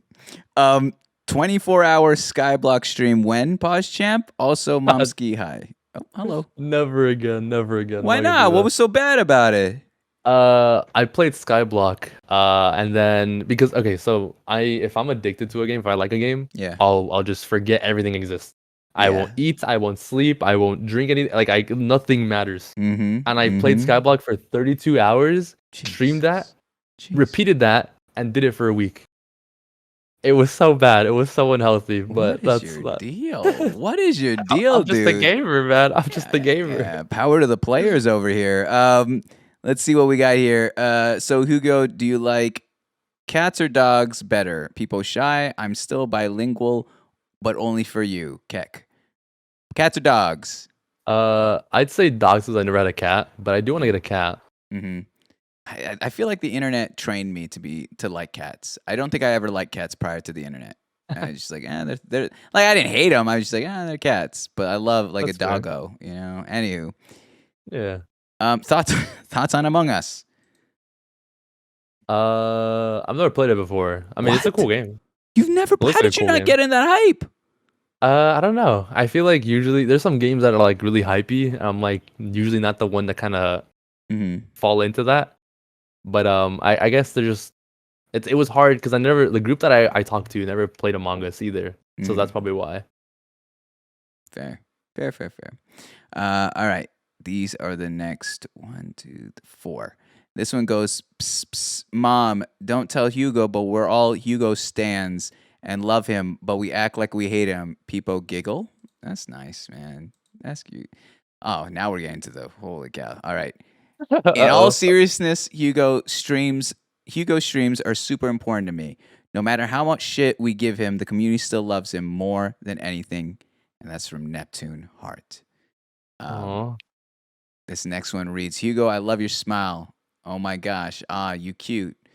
Also, definitely asleep right now because of school. Frowny face. But love you, bro. Have a good night. And that's from Say. That's very kind. And the last one here says, this isn't a question, but I'd like to say thank you to Hugo for making such a lovely community. I have met so many lovely people and made so many friends from it, and that's all thanks to Hugo Hart. That's so kind, man. All I gotta say is it couldn't be done without you guys. It really couldn't have. Yeah, I like that. And now chat's asking, Hugo, can you give chat nitro? I don't know what that means, but all right, I'm gonna move on from there.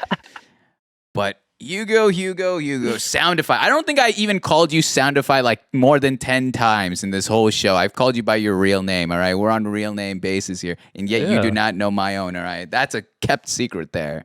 Just because I like the aura. I like the mom's thing, all right? Anywho, but that being said, Hugo, thank you so much, man. Thank you so much for spending tonight with me and sharing your life with not just your community, but all those that are watching live here on Twitch. Let me ask this, all right? Before we go into the secret segment, much like anything in life, nothing is free. So there's 2 things I need from you. Okay. First thing is if you can go in the back end, can you choose a username? And back end, I mean in the viewer list. Can you choose a username that isn't myself, a mod, or a current VIP? Let's see. I'll choose. Here, can I type it out to you? Because this name is different. Can you put it in the yeah, I'll put it in the Discord or the Twitch chat? Twitter actually DMs, because the thing is Twitter. I can't just reopen the thing. It's gonna take out your video. So that's the reason why. Gotcha. And it actually makes it easier because I have something for you once you send it to me. Send me the name. What do we got here? I'll read it aloud to everybody once it's done. Do that name. And then cool. All right. And we'll give it to Switch because Switch gave it to me last time. Wait. You're choosing 2 people? Wait, was it 1 or 2? It's 1. I just need 1 name. Oh, okay, never mind. I take it back. The one that I sent you. All right. So I lied. Yikes. You should have just given it a Switch at this point. So Formelia 3 with a 4 and a 3, you've got VIP here in this channel. It's as easy as that. All right. So it's yours. That being said, have your Twitter DMs open because here's the thing.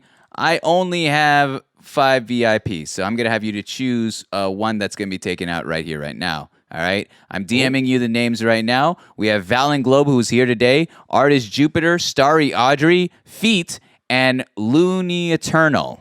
Those are the names that you've got. How long has Feet been there? I think last Friday, if I'm not mistaken. I feel like Feet's a bot. I don't know, but it's a funny name.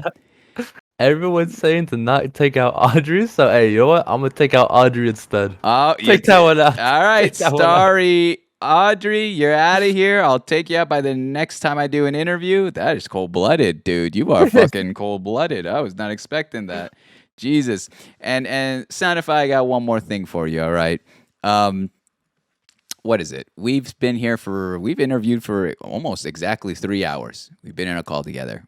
All right, we've gotten to talk about your time here on Twitch, your family, your education, high school experiences, your work history, your romantic relationships. We got to answer some community questions from the chat here live on Twitch. I'm sorry. So the question remains is this: I'm always looking for streamers to go watch and be a part of their communities, as well as to possibly interview.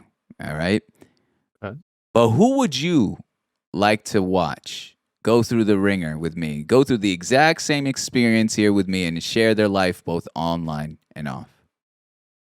I'm not sure if you've gotten these people in. I'll tell you if I three, have. right? If you'd like, if you need 3, I can give you 3. Oh wait, hold on. Let's see. Urso fam. Okay. Yeah. Okay. Official Delta Live Yeah. and High Task. All right. Tell me why you chose them. I'm gonna be honest with you. I feel like I don't know too much about Urso, and I'm curious. Delta, I've been a little bit closer to him, at least a little tiny bit, and I feel like I wish to know him at a more experienced level. Yeah. And High Task because he feels like almost the exact same person as I am. I remember I once rated him maybe a couple months ago, and the energy and the aura felt exactly the same towards mine. Dude, I know that exact that account also followed my stream too at one point. I don't know where they came from. I was trying not to God. laugh, but no, I like that. I like those choices. It's actually funny because I have all 3 of those already on a list, but you've made this job easier. Because the thing is this, I do have a raid next week planned out, but when I take my 2 weeks off and I return, I am going to be looking for a whole new batch of guests. So, I mean, I would love to. I know at least 2 of them are no cam. It's funny with High Test. I made a fun fact about this show. I would say I earned my stripes. I learned my craft from Australia. I did a lot of OCE and New Zealand streamers. And so that's why like Hiatus's name has always been in circulation, but I didn't recognize he was also pretty prominent around these communities here too. So it'd be dope. I definitely would love to do all 3 of those shows, and I plan on doing that probably within this year. I can get that in. But For sure, yeah. Hugo, thank you so much, man. Thank you so much for doing this, for being here. You've killed it. All right, we do have one last part of this show. All right. It's when I send you that PDF, it says a surprise segment. So let me just make sure okay, good. I do have it here. So here's the thing, Hugo. All right. This show that I do here was inspired by a 90s television show called Inside the Actor's Studio, where the host and professor, James Lipton, would bring on actors, actresses, and entertainers into his auditorium and classroom. And they would film for public television these shows. And he would get into their personal lives. He would talk about their upbringing as well as their work in media. And we're talking people like Angelina Jolie, the Brad Pitts, the Dave Chappelle was on it. Yeah, that's my favorite episode, by the way. And he did this for 23 seasons, okay? And he ended the show the exact same way by asking each and every one of his guests the same 10 questions. And so here tonight, I do the exact same thing. I've ended all my shows since episode 1 by asking these 10 questions. There's 3 rules to this segment. Before we start, the first one is that you have to answer every question. No exceptions. Fair. Second is that I'm not going to react or talk aside from reading you the questions. I'll read you the questions. You're going to give me the answer. I'll give you a moment of silence, and I'll read you the next one. And then the third thing is that you should try to answer it within one sentence. So not one paragraph, not one word, just one thought, one idea would do. Gotcha. All right. And after that, we'll wrap up the show. I'll tell you what I learned on my end interviewing you for about 3 hours, and I'll give you the final word. All right? All right. Sounds good? You ready? Sounds good. I'm ready. I'm ready. All right. All right.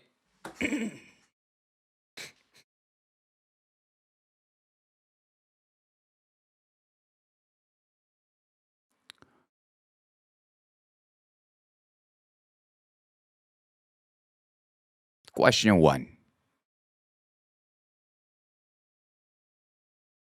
What is your favorite word? Fuck. No, chill. Sorry.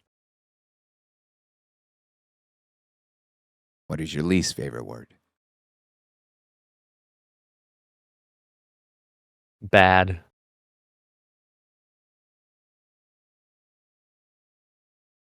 What turns you on?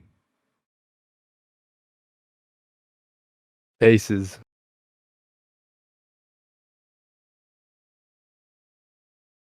What turns you off? Bad personality.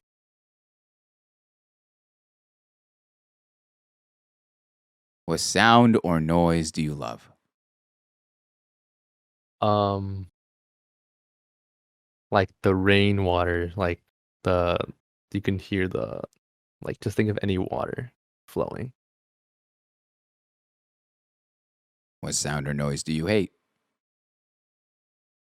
Uh that one noise sound, the one that tests if you have old hearing or not. The static. The ee. What is your favorite curse word? Fuck.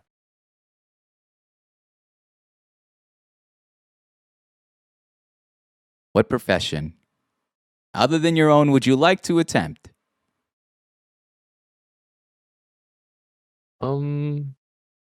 Be a professional volleyball player. What profession would you now like to do? Guy dive. And lastly, here you go. If heaven exists, what would you like to hear God say when you arrive at the pearly gates? It's been a tough journey, but you made it. I love that. I love that. Ladies and gentlemen, Soundify, Hugo, dude, you did it. There it is. That's the show. That's the show. We're calling that out. Dude, you killed it. I knew you would. I had all confidence in the world. I woke up this morning. I knew we were going to have a fun time. Let me say this. All right. Give me a moment here. Give me a moment to tell you what I've learned about you on my set of the pond before giving you the last word. But, you know, Hugo, you are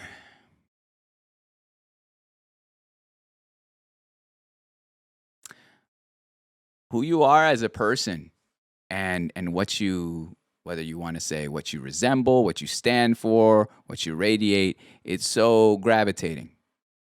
Like for me, you know, we could talk about statistics in business and how, like, with no cam streamers, it's often harder to engage with people and to keep people around.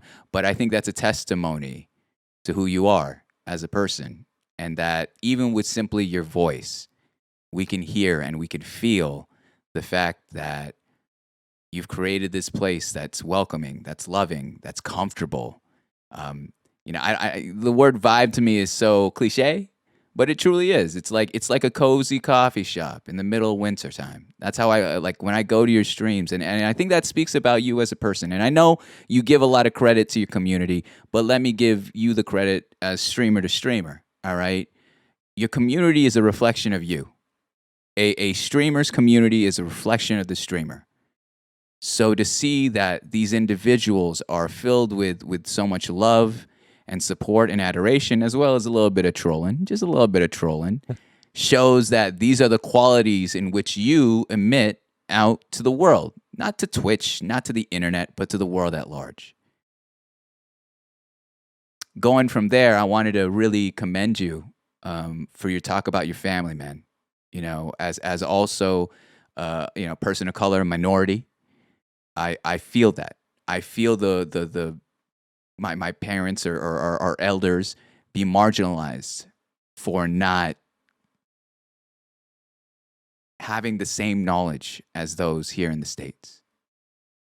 And here's a little chip on our shoulder for you and I, but we carry that weight and we learn from that and we see the shit that they go through, and it's what motivates us to make sure that the life that they gave us, we make even better. Yep. Because we want all this to be worth it. And I will tell you right now, I hope you don't pressure yourself too much with that thought, because I could tell already, your mom, your dad, they raised a good one. You're a good person. And I think that's even more commendable than any degree or pay scale you can go for. Because, man, this place, whether you want to talk Twitch, whether you want to talk internet, whether you want to talk about this world, it gets ugly, man. It gets ugly. So to find someone good, to find someone whose heart's in the right place, who can walk through the rain with a smile, is rare, man. And I am humbled to be across from you and to talk to you and enjoy this time together, man. All right. I got nothing but love and respect for you. And I want to see you grow, man. I would love to see you grow, and you know where to find me. And it's weird because it makes it sound like a goodbye, but I got other shows I would love to have you on. I would love to have you and Switch together on the network, man. If you would have me, we'll schedule that out later on. We could do that around winter time. I got Friendsgiving events. I got Secret Santas with streamers. I would love to keep you on the loop, man. You are a ton of fun. Your energy is just so. I honestly, like, I sit here. And I'm thinking of like a ton of people that you would love to meet, that would love to be with you, because you are just such a fun person, man. And I got a lot of love. Like I told the community that was watching here when you were away, I was like, I'm not supposed to be a stan or a fan or like a simp to my guests, man. I'm not supposed to, especially like when there's blatantly like someone that's just really cool or if they find attractive, they're like, oh, I know that they're watching me. They're like, oh, here comes moms. Let's see the stan show up. But I got a lot of love for someone that's funny and kind, man. You don't see that enough. Someone that's funny, kind, and that they work hard. And I see that with you. Although you may not consider it work, being here, trying to entertain, that's work, man. That's tough. It's not easy. Not everyone can build what you've built. So you've got something special, and I want to empower that as much as you've talked about Boomer and all the others that have helped you along the way. I want to be another person in that in your corner, because I see a lot of greatness in you, man. And I you deserve the world. I know that's as cliche again. I've seen your community say that tonight, but you truly do. You truly do, man. And I'm excited to see where life will take you. But Hugo, you get the final word. What would you like to say to everyone that's watching here live on Twitch or in the future on YouTube, listening on Spotify and such? What would you like to say? What would I like to say? Kick fucking today and tomorrow's ass, bro. Okay, remember that shit. Kick fucking every day. All right, you got this shit. You're not alone. I love that. Dude, when are you going live now? Are you going live tonight? I don't know. I think I want to eat first. No, of course. Like, yeah, don't even worry about that. I forgot. But probably tonight. I'm not too sure. Oh yeah. What's on deck? What's on deck? I think we're gonna be watching Gordon Ramsay again. I'm a little interested in his new season, but that's a possibility. I don't know. Hey, all right. Well, you know where you're gonna find me then. If you playing that, I deadass. I click on the thing every time your notification goes. I click on it. I see that you're on Minecraft. I lower the volume a little bit. I got lowered a little bit because I got work I'm doing. But I would love to, man. I love it. I love what you're doing. Keep it up. Keep up the good work. But Hugo, I will DM you after the show. Go get something to eat, man. You've done enough. You've given me enough of your time. But we'll keep in touch. Much love. You take care, all right? I'll see you later. Thank you for having me. Thank you. Peace, of course.